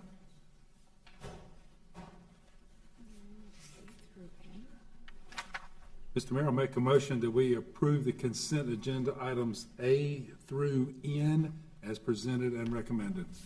We have a motion. Do we have a second? Second. We have a motion and a second. All in favor say aye. Aye. Aye. Any opposed? Motion carries. Thank you. Next item on our agenda is our first administrative report. Item 10A, contract award, Falcon Park Dugouts, Vortex Construction Company, LLC, $72,030. More information about this agenda item will be presented by Parks and Recreation Director Cox. Jonathan, good evening. Good evening, Board. The purpose of this agenda item is to consider a contract award for the Falcon Park Dugouts to Vortex Construction Company, LLC, in the amount of $72,030. The Parks, Recreation, and Cultural Resources Department solicited informal bids for the Falcon Park Dugout project and received a total of one bid from Vortex Construction Company in the amount of $72,030. As an informal bid, a minimum number of bids was not required for this project. The project scope of work includes construction of new dugouts at Falcon Park, identical to the dugouts that are recently completed at Action Park Field 3. Existing dugout removal will be performed by town staff.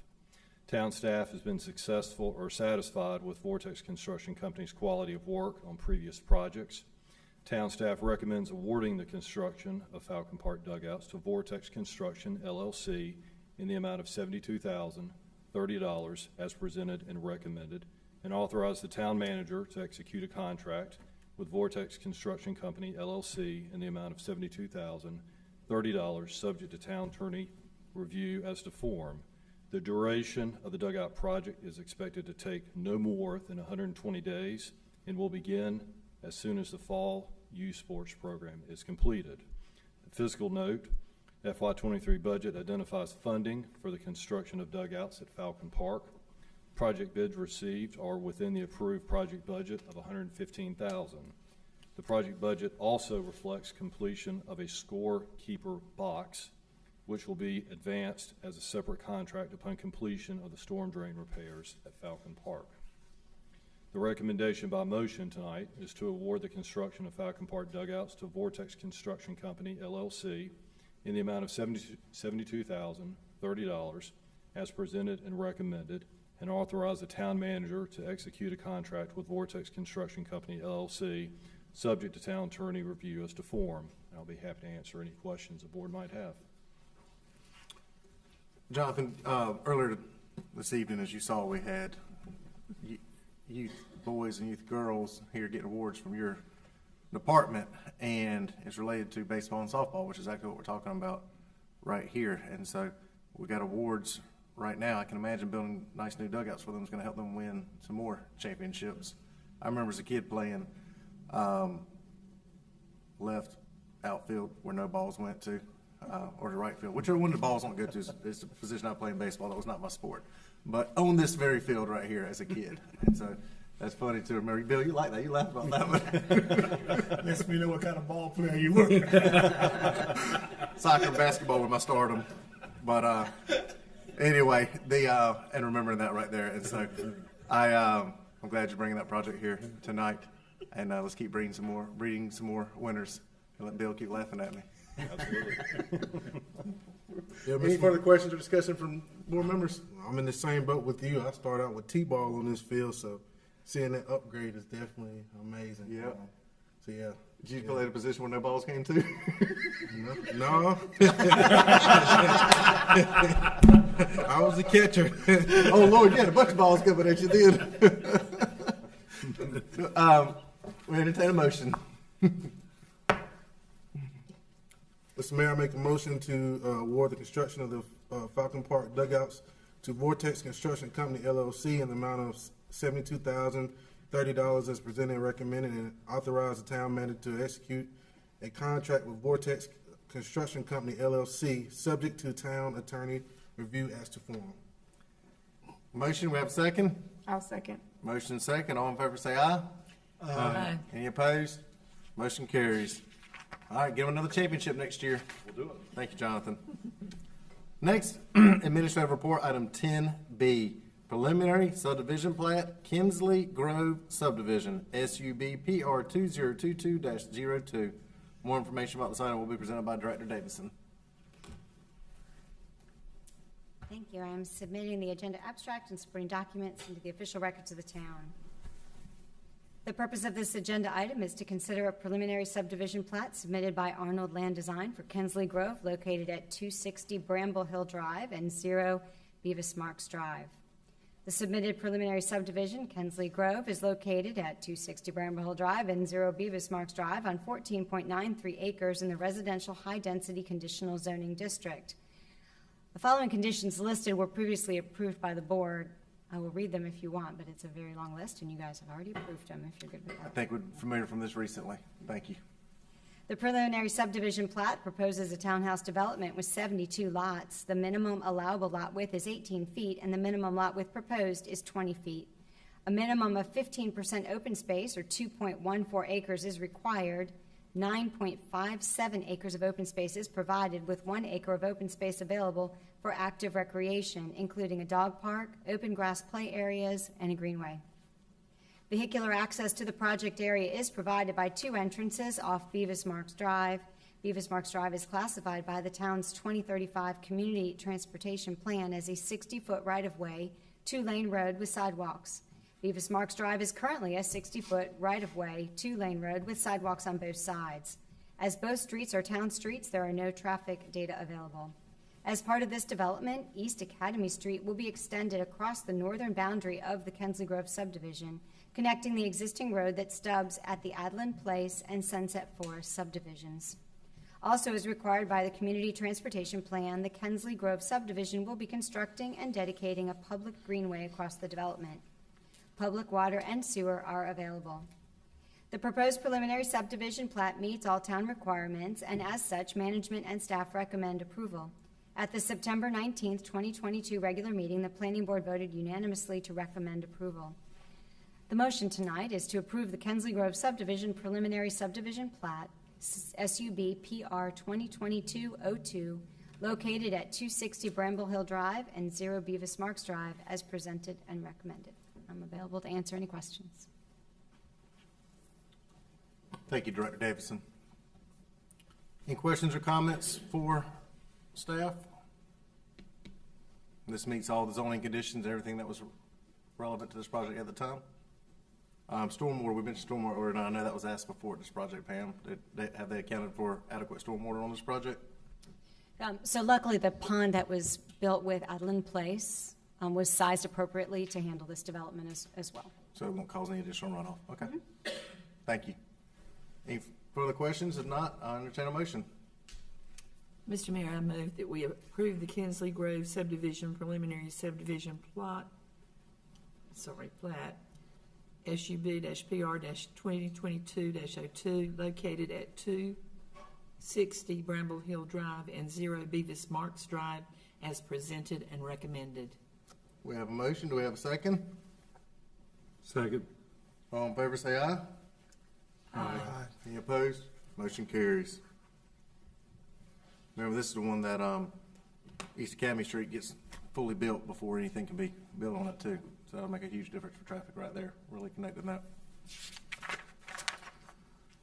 Next, administrative report, item 10C, Planning Study Transit Services Update, Tool Design Group LLC, Consultant Selection and Project Status Update. More information about this agenda item will be presented by Director Davidson. Luckily, this is a short one. I am submitting the agenda abstract and supporting documents into the official records of the town. The purpose of this agenda item is to approve an agreement with Go Triangle to accept grant funding and approve an agreement with Tool Design Group, LLC, to perform a transit study as presented and recommended. In January of 2022, the TAN's Planning Department applied for the Capital Area Metropolitan Planning Organization's Community Funding Area Program grant to study the possibility of adding a bus circulator or express bus route to the town's transportation system. This CFAP grant is intended to provide municipalities with funds to study, implement, and maintain transit projects. In July 2022, Campo awarded the town $50,000 to study a bus circulator route. The Planning Department budgeted an additional $50,000 in the FY23 budget as the 50% match required to participate in this CFAP program. Upon receiving notice that the grant was awarded, the Planning Department issued a request for qualifications. 4 qualified design firms responded, and after a thorough review, town staff selected Tool Design Group, LLC, to provide the study services. Provided are 2 agreements. The first is an agreement with Go Triangle, Campo's fiduciary representative, to accept the $50,000 grant funding, and the second is an agreement with Tool Design Group, LLC, to perform transit study services on behalf of the town. Upon town board approval, Planning Department staff will proceed with the project kickoff in early to mid-October, with project completion slated for early 2023. Management and staff recommend the 2 contract agreements as reviewed by the town attorney for approval. There's a fiscal note. The FY 2023 budget includes $100,000 in funding to cover consultant services for the project. $50,000 of this funding will be in the form of a grant from the Capital Funding Area Program administered by the Capital Area Metropolitan Planning Organization, awarded in July 2022. The motion tonight is to approve the agreement with Go Triangle to accept grant funding as awarded and approve the agreement with Tool Design Group, LLC, to perform a transit study as presented and recommended. I'm available for any questions. Thank you, Pam. This is a, I haven't been able to find a grant for us for that we had discussed beforehand in a previous meeting, and so thank you for doing that. We're moving it forward. Any other questions by board members or comments? Not, I'll entertain a motion. Mr. Mayor, I move that we approve the agreement with Go Triangle to accept grant funding as awarded and approve the agreement with Tool Design Group, LLC, to perform a transit study as presented and recommended. We have a motion. Do we have a second? Second. Motion second. All in favor say aye. Aye. Any opposed? Motion carries. Thank you. Final items on our agenda tonight are other business. Manager's report. Thank you, Mayor. Several items on the agenda for board information, project status report, about 11 or 12 pages there of updates on the various projects that we're in the process of advancing forward this year and over the course of several years, some of these projects.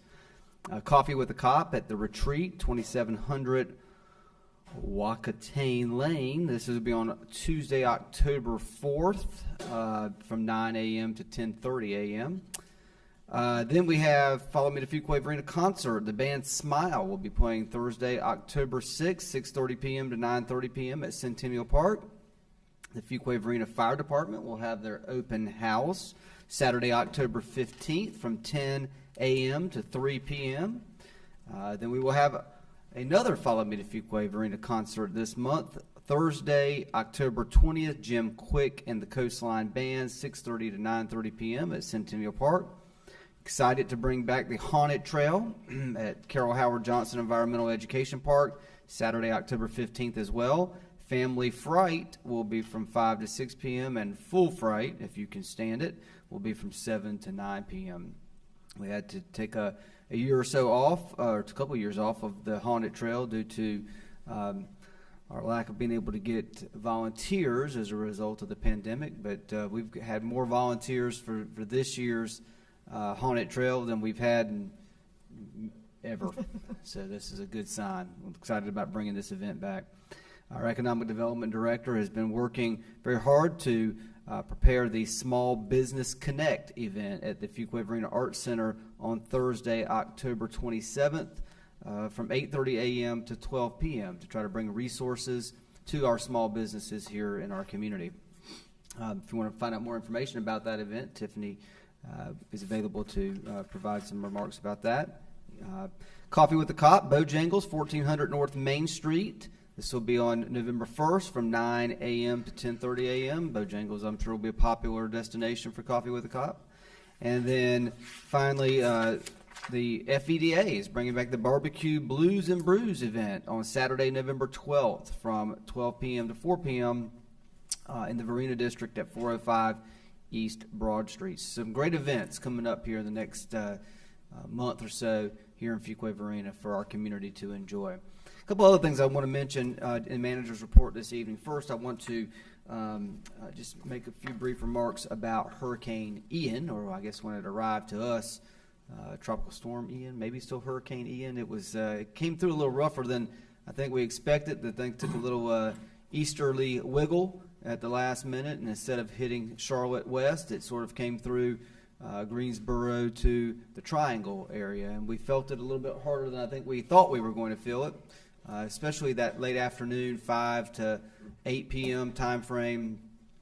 Rain certainly did its job soaking the ground. The wind did its job toppling trees, and as you know, we had pretty good power outages sporadic throughout our community.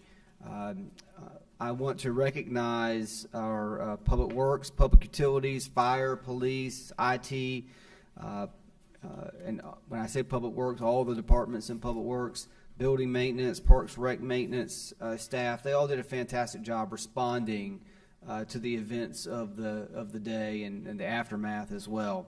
Again, we don't really control the power outage, but we did stay in continual contact with our partners at Duke Energy, trying to identify where the greatest need was so that we could get those facilities, especially our facilities, water tanks, pump stations, things of that nature that lost power, off of generator and back onto energized power. As far as localized flooding is concerned, our community did pretty well in comparison to past events of similar nature. Our drainage ways handled the water pretty well, and we didn't have any major consequence related to flooding. But our staff was prepared, and they responded in a very professional and responsive way, and I want to recognize them for their efforts and ongoing efforts. They're still cleaning up the community today and will be into the week from the events of the storm.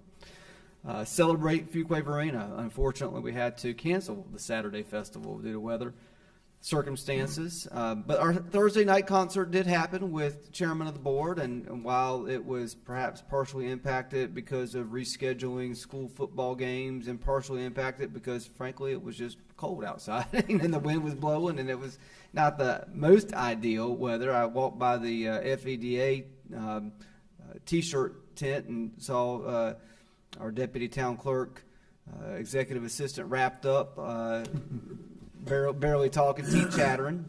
But it was still an event that I think those that did attend in our community enjoyed and look forward to every year. So we'll continue to try to provide that great event for our community. And our Parks and Rec department that is responsible for putting that event on is looking at how we might be able to utilize some of the resources that we were going to put into the Saturday festival into some other events that we may try to do later this calendar year. So we'll have more updates on that. Great groundbreaking event for Fire Station number 4. It was well attended. A nice day before the storm, the calm before the storm, you could perhaps describe it as. But we're very excited about Fire Station number 4. Our contractors already out there turning dirt, getting ready for for that development out there. So next. If we're weather lucky, maybe within the next year, or if it slides a few months, we've got that built into our schedule as well. But we're excited about the ribbon cutting for that building when it comes forward. I do want to thank the town board, as you have historically afforded management the opportunity to attend the International City and County Managers Association Conference. We did so. Myself, Mark, and Jim attended that conference last month in Columbus, Ohio. We attended general sessions about leadership and diverse and inclusive culture. We attended concurrent sessions that included flexible workplace policies, something that I think we're going to probably have to have some discussion about as we continue to want to remain competitive in this market and environment, how we offer flexible work environments for our employees. Work-life balance was a topic of discussion at this conference for managers as well. Budget decision-making, fostering cultures of innovation, creating signature gateways, downtown redevelopment. It was an excellent networking opportunity where we have the opportunity to interact with city and county managers from really across the world, but primarily North America, who are in attendance. And I do want to just take a moment to recognize our Assistant Town Manager, Matthews. He participated on the conference planning committee as a representative not only of Fuquay-Varina, but of the North Carolina City and County Managers Association. He was, I don't know about elected, but assigned the opportunity to represent our association on the planning committee for the national conference. And he facilitated a roundtable session on contemporary communication tools, where Fuquay-Varina was highlighted for our efforts on educational videos, our State of the Town video, and how we're doing some innovative things that other communities across the country aren't doing, but might very well soon be copying us on, because they thought it was very, very neat, some of the things we were doing. So I want to recognize Mark for taking that leadership opportunity with our state and national association. And thank you again to the board for affording us the opportunity for that professional development. Susan attended the 3CMA Communications Conference and Awards, the annual conference and awards, and the town of Fuquay-Varina was nationally recognized and awarded for our Dashmore 2021 State of the Town video, as well as for Rainbow over Fuquay-Varina. This was a static picture that you might have seen on social media. I think it was on St. Patrick's Day that rainbow picture was taken, and we were recognized for that static photo of our community. So 2 national award recognitions there for Fuquay-Varina. We keep becoming a household name amongst government communicators, which is good. Speaking of our communications department, Alex Bauman starts on October 10th. She's going to be working in the communications department with Susan. She comes from Campbell University, but more importantly, she is a Fuquay-Varina, when I say comes from Campbell University, as an employee of Campbell University, so we recruited from Campbell University. But more importantly, she's a native of Fuquay-Varina and a graduate of Fuquay-Varina High School. So she has an excellent portfolio on video and static media development, and so I think she's going to be a great asset and a great tool and help for not only our community, getting our message out to our community and beyond, but also as we've continued to grow, our communications department is not a one-person operation anymore, and Susan's excited, I know, to get some helping hands there in our department to advance our goals. Human resources. I want to just report on our human resources department for a moment. That department is staying very busy, very active with new hires, both budgeted positions and just general turnover positions in the organization. We are in the process of annual performance evaluations as approved by the town board each year. They also are hosting a flu shot clinic for any of our employees that wish to get the flu shot. We'll have that here at Town Hall. And our HR department is actively working with a consultant to do the next round of market analysis. This was something that the town board, as a part of the budget, said we don't want to wait 3 to 5 years to see where we stack up with the market. We want to be testing this annually to make sure that we are not slipping behind and perhaps even being a leader in the market. And so that work will be done between now and when we have our town board retreat to be able to have some discussion about. And they are also actively staying busy with in-house training. All of our employees, from a risk management and safety standpoint, take certain online training courses that are managed by our HR department, and so they've been busy helping us navigate and work through those processes as well. I do want to mention something about our police department, a couple of things about our police department tonight, and Chief Medina is here. You may have noticed, and if you haven't, you will notice that we've been doing some more frequent foot patrols in both downtown districts as of late. That's just for the purpose of being visible in our downtowns and making sure that our businesses know that we're here to support them, and checking on their businesses at night to make sure that they remain safe and protected. Wanted to mention that good work that they're doing there. And then today there was a press release. Our agency has pledged support of the One Mind campaign, which is a campaign that is recognized and supported by the International Association of Police Chiefs, which is designed to enhance law enforcement engagement with people in crisis and or with mental health issues or disorders.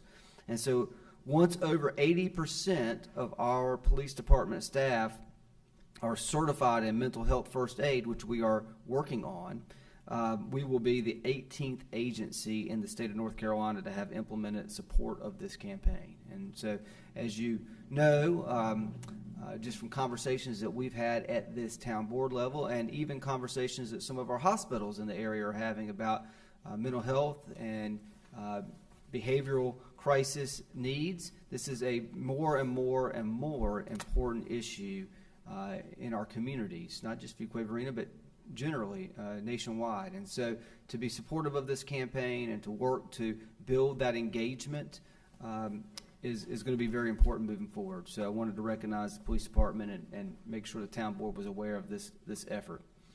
I mentioned our fire department has its open house on October 15th. October is also Fire Prevention Month, and our fire crews will be in elementary schools and daycares pretty much daily over the next month, teaching kids about fire safety. So if you hear about our firefighters in the schools or in the daycares and you see little kids with the red firefighter plastic hats on, which I know everybody loved to get when we were all kids, that was a big deal. That's what they're working on. That's what they're doing. Our engineering department, just want to mention that we've hired Derek Wells. He's been hired as a new engineering inspector for an open position in the department. I also just want to make the board aware that the town and in concert, I think also with the Fuquay-Varina Downtown Association, has collaboratively received a grant opportunity through Duke Energy and this is an initiative that the mayor also had expressed interest in on a electric vehicle charging station, public charging station. We're actually received that opportunity, and so Duke, at no cost to the town, Duke Energy is going to be installing 3 electric vehicle charging station parking spaces in the Vance Street parking lot here in downtown. Duke's paying for it. It's great. And Duke's paying for it. Now, they're paying for the installation. If someone wants to charge their electric vehicle, they can do so by swiping their card and paying for the electricity. But the service and the availability will be there in the parking lot at no cost to the town. Great. Yeah. Additionally, a few more things I just want to mention to you. Our Downtown Generational Plan RFQ process is underway. We received 7 total submissions for the interest of doing this plan for the town. A combination of town staff and FVDA board members participated in a review of those 7 submissions and narrowed it down to 3 firms that will be interviewing, and we look to have a recommendation brought to the town board perhaps as soon as the October 18th town board meeting to get that process rolling. The biggest infrastructure project that we in the town's history and that we've been working on for the last couple of years, and we will be working on for the next several years, is the water capacity expansion project. This is advancing. We've had a number of important meetings over the last month and a half. We hosted one here in Fuquay-Varina at the Public Service Center with the managers of the partner communities, the finance directors of the partner communities, the utility directors of the partner communities. There we had the engineers that are working to design this project to give us an update on schedule and on cost. And we'll see when it comes time to bid the project, but unfortunately, as it stands right now, costs are not looking too favorable. But we still have time between now and when we bid the project to see how that shakes out. Thank you. That said, we had our meeting here in Fuquay-Varina. We also had a meeting in Sanford that involved all of the people I just mentioned, plus legal minds, because this is going to be a complicated project that will require interlocal agreements and financing agreements amongst all of the partners. And so beginning the work on sort of the legal component of that is underway. And our town attorney, James Adcock, attended that meeting with us, and he's working with the other attorneys on the protective language in the interlocal agreements that we will eventually be bringing to the town board.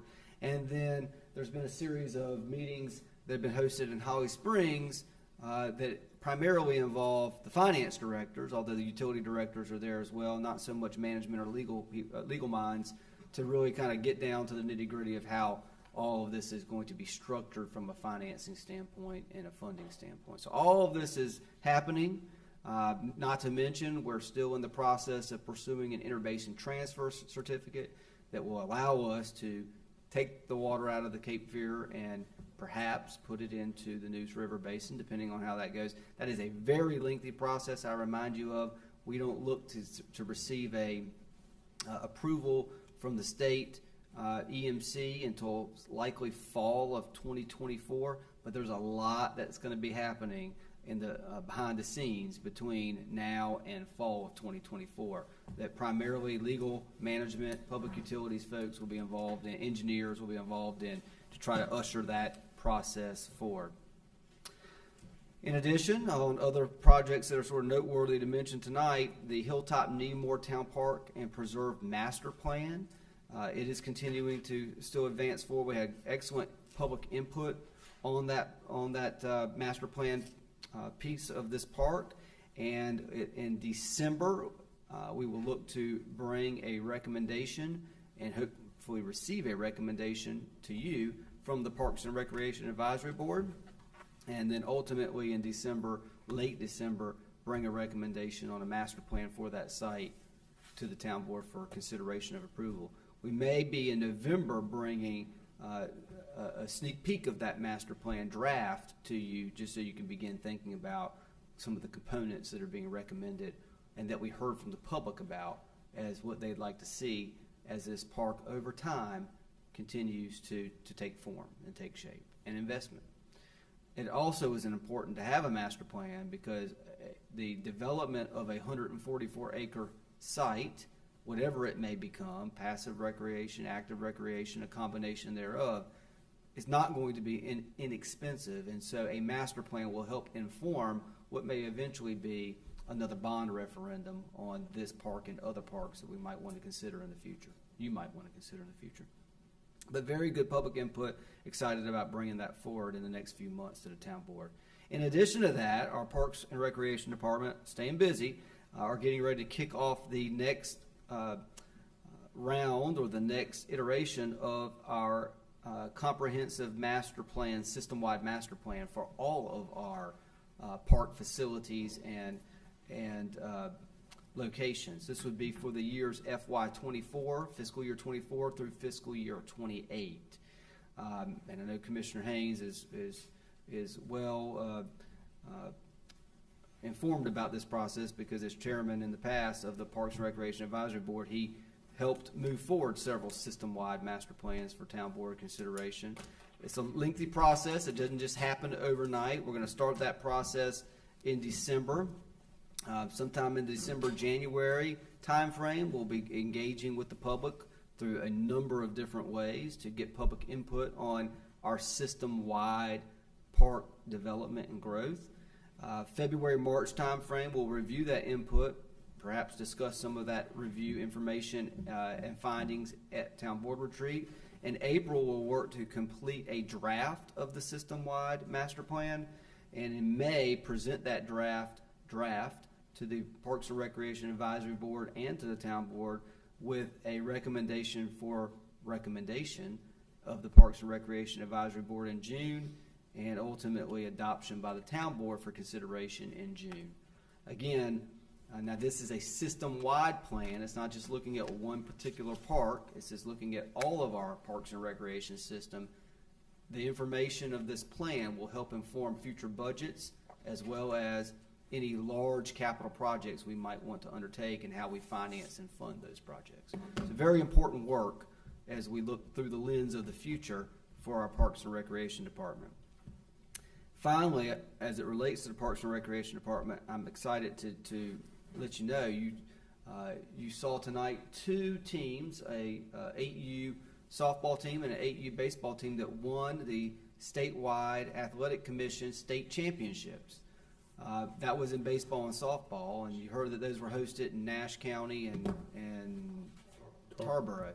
Well, I'm very excited to let the board know that we have been selected, the town of Fuquay-Varina has been selected to host the 2022, next month, Swac soccer tournament.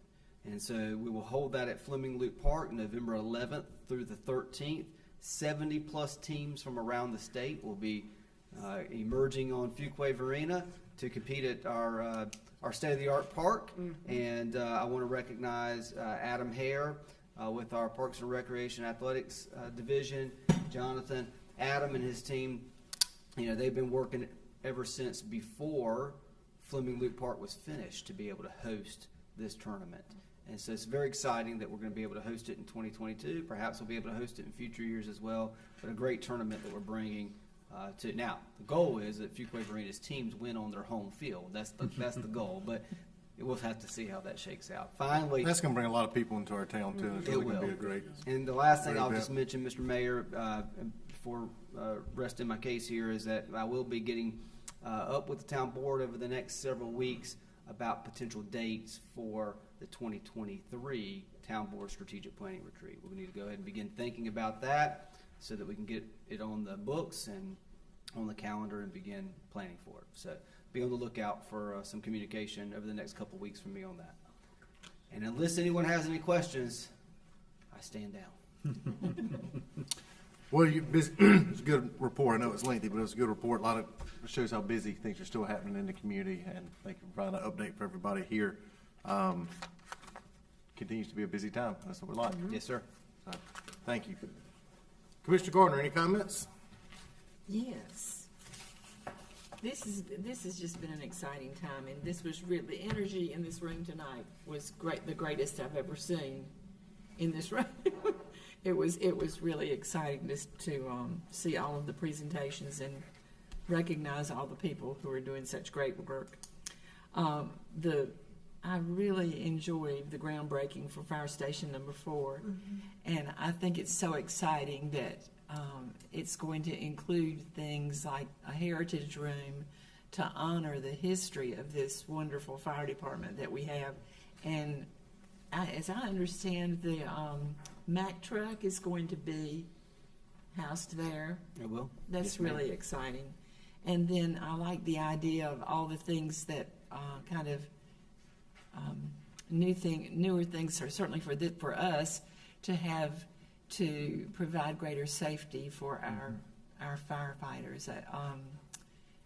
I think it's going to be a model for what fire departments will want to do that aren't doing that. So that was really exciting too. I'm thrilled about the One Mind campaign. We held in Fuquay the American Federation for Suicide Prevention Out of the Darkness Walk just recently, and that was the first time that we'd done that since COVID.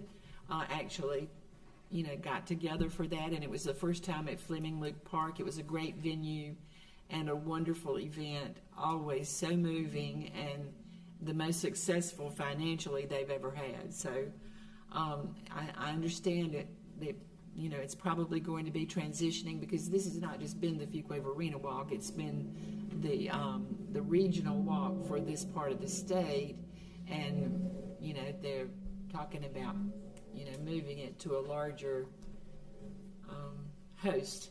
So we'll see how that goes. We've done a great job for it in Fuquay-Varina, I think.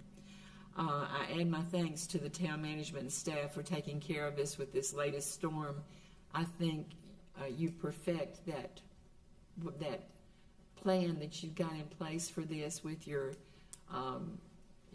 center to handle all those things, and each time it seems to get better, and we are really grateful, particularly this time when we kind of got surprised by what we got.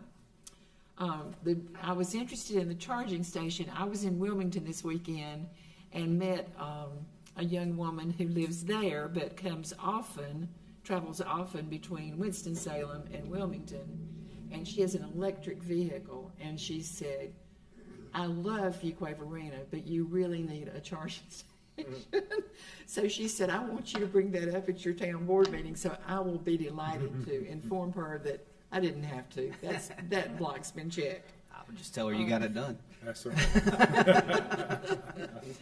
And also, the Marcus Anderson, the saxophonist who played at the Arts Center a couple of weeks ago, that was a sellout concert, and that was also great high energy and just not to be missed. What a deal you get for your money at our Performing Arts Center.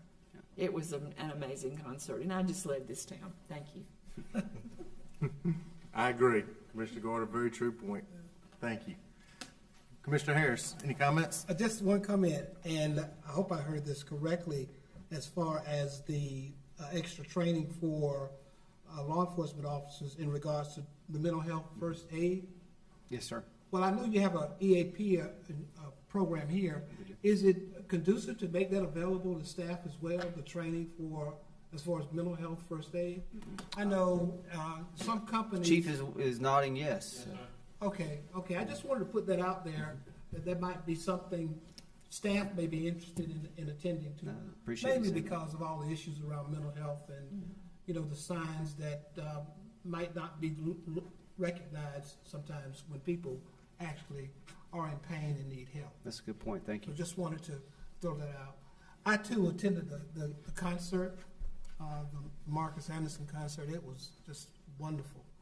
I mean, the energy there that was in the concert, the support, it was really, really great. And it highlighted to me how special that venue is for that kind of entertainment and the diversity of programs that we've already had there. So, I mean, it just highlighted that we were on the right track doing that. Yes, sir. Yes. Thank you. No other comments? Thank you, Commissioner Harris. Commissioner Haynes, any comments?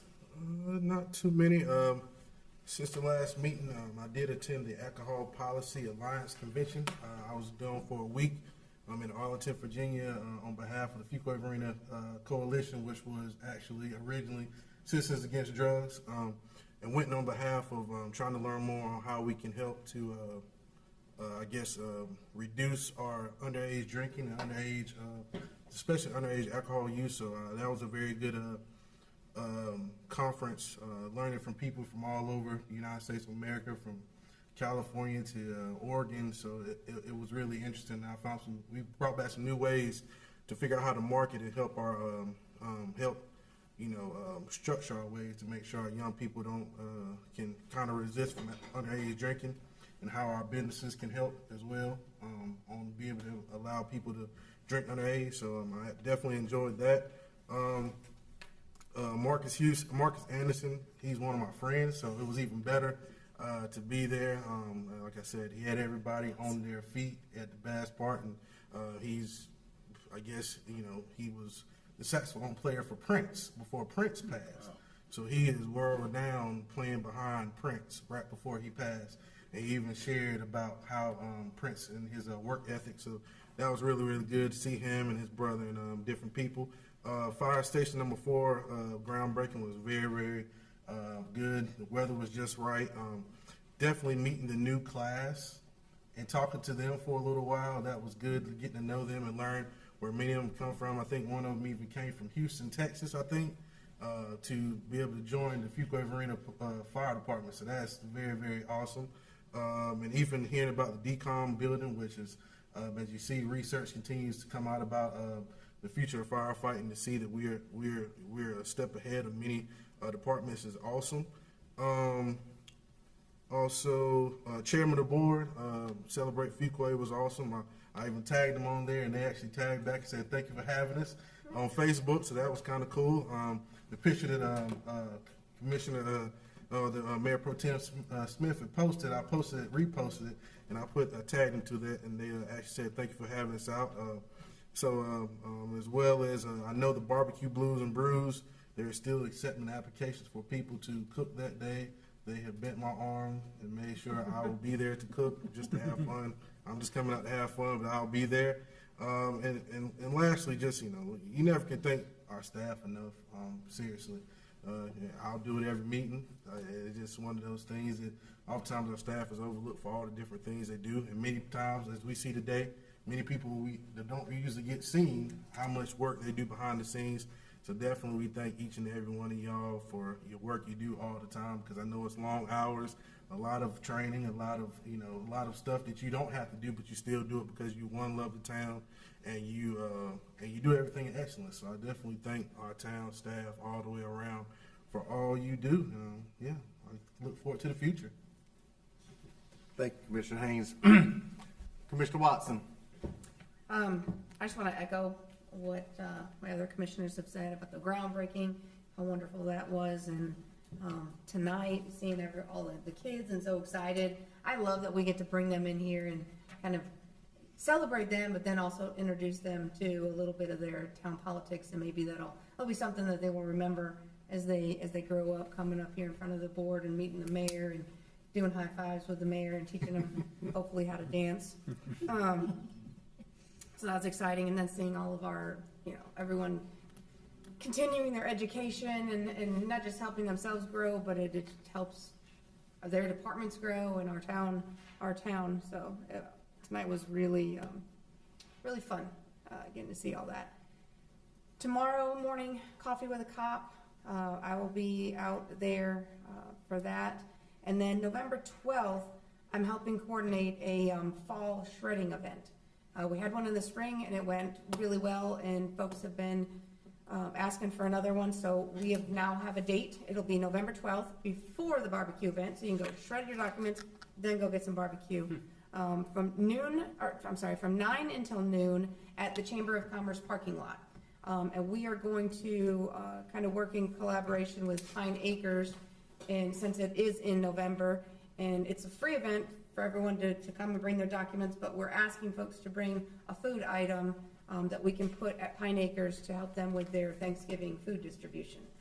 So we'll see more of that coming out on social media, but we just locked in the date today and wanted to get that shared. And that is all I have tonight, sir. Thank you, Commissioner Watson. You'll get used to it. Excuse me. I'm still getting used to it. I'm going back and forth. Mm-hmm. Mayor Pro Tem Smith, any comments? Just a few. Everybody's pretty well covered a lot of the exciting things that were happening. The concert series, obviously, still continuing. We still got a few more of those to go. They're always a lot of fun. Obviously, thoroughly enjoyed the groundbreaking for the fire department. I'm going to reminisce just for a few seconds here. I remember years ago as police chief sitting in the corner of the old boardroom, Chief Malden and myself sitting there just dreaming about things we wanted to see happen. We talked about a new police department building, and we talked about Fire Station 4. And, last year we got to see the previous police administration move us into the new building, which was especially exciting and rewarding to see. And then to see the second thing that we sat around and talked about, I've heard Chief Malden talk about Fire Station 4 since I came to work for the town in 2005. He was talking about it. And to see the ground break for that, just to sit there and just think about the years that's been put into that by all the people, the fire department, to plan it. It's not something they just thought of in the last few months. They've been literally thinking about this for years and years and years and planning for it. And we saw the fruition of these plans, as many of you have spoken about, just all the neat things that this state-of-the-art station is going to include. And I'm just so very, very excited about the decon room that's going to be there. We're very forward-thinking, trying to protect our firefighters and let them know that we care about them and care about their health.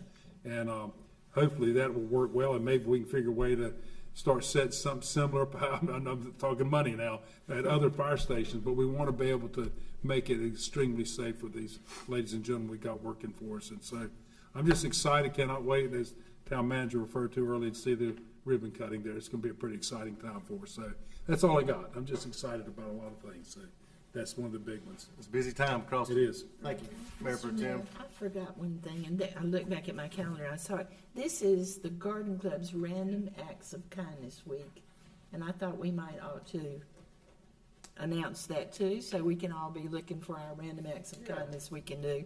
And they have asked that that be a week we observe here in town. It's all this week, starting yesterday, the 2nd. It's a good program. Good plan. Manager, when is the opening date? When do you think the fire station will be?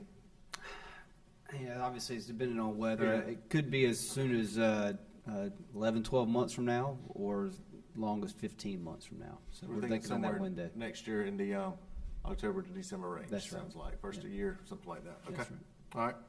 I mentioned earlier how busy our departments have been, and they've been very busy. We discussed Fire Station 4 and the safety events, Chief, and I know as was mentioned about Fire Safety Month, the amount of preschools and schools that are contacting you because they've contacted me, and I've directed them to your office, and Lauren is who runs that, correct?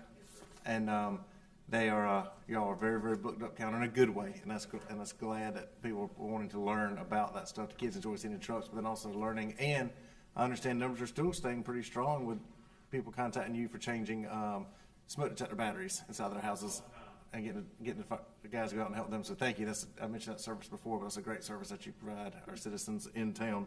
And all of our departments were busy with the hurricane. As you mentioned, it kind of changed a little bit direction coming here. But what was amazing too is the loss of power that happened out there. And I know y'all had to mobilize quickly for some generators from different locations in regards to that, clearing trees, clearing safety lines, power lines out in the street. And I thought that the coordinated effort between the town and Duke Energy getting the information out there and getting it done happened quickly. And so that turned out excellent. And got the public information. It's amazing how used everybody gets to electricity, and then you don't have it for a time period. And there's some very unhappy people that called me, and I reminded them I don't work for Duke Energy, but we tried all we could for that. And I understand the frustration with that too at the same time. An exciting thing I got to do it's been a month since we had gotten back together, and we had very many events, but I appreciate Mike's department helping me climb the water tower. That was a fun event right there, and getting to see and what you learn and talk about. Hopefully y'all watched the video. I've had a lot of people from the public come up to me and tell me how informative it was for them and what they learned about how our water system works here in town and where it comes from. And 130 feet straight up in the air with the only safety harness around. So the man, Scott, that normally, Chris, that normally climbs the water towers, I was wearing his one safety vest. So they said, if you get stuck, our fire department ladder doesn't reach that high, and you got to get it together and climb back down if you get stuck. And so it didn't get stuck. It all worked out good. It was fun. But a lot of positivity came from the public in regards to that, and learning about our different departments and learning about water and what it had there. I think Susan was on Nervous Nelly that day, but I said, don't worry, girl, I won't fall. But it's been good. Thank you, every staff, and thank you all the board members that mentioned the positivity that's going on in our community and what everybody's up to right now. It's good things. And I think that's a neat looking first development that we have coming in Fuquay-Varina tonight. I know there's some questions and thought on it, and we learn as we go too, but you have investigated it and vetted it as hard as you can. And I think it's really going to be a neat project right there. First of its kind right here. I call it some of our Fuquay-Varina's version of a miniature North Hills in a positive way too. I'm excited about that. That's good. No further comments, Manager? We have a closed session? No closed session this evening. Okay. I'll take it. Entertain a motion to adjourn. So moved. Second. Motion second. All in favor say aye. Aye. Motion adjourned.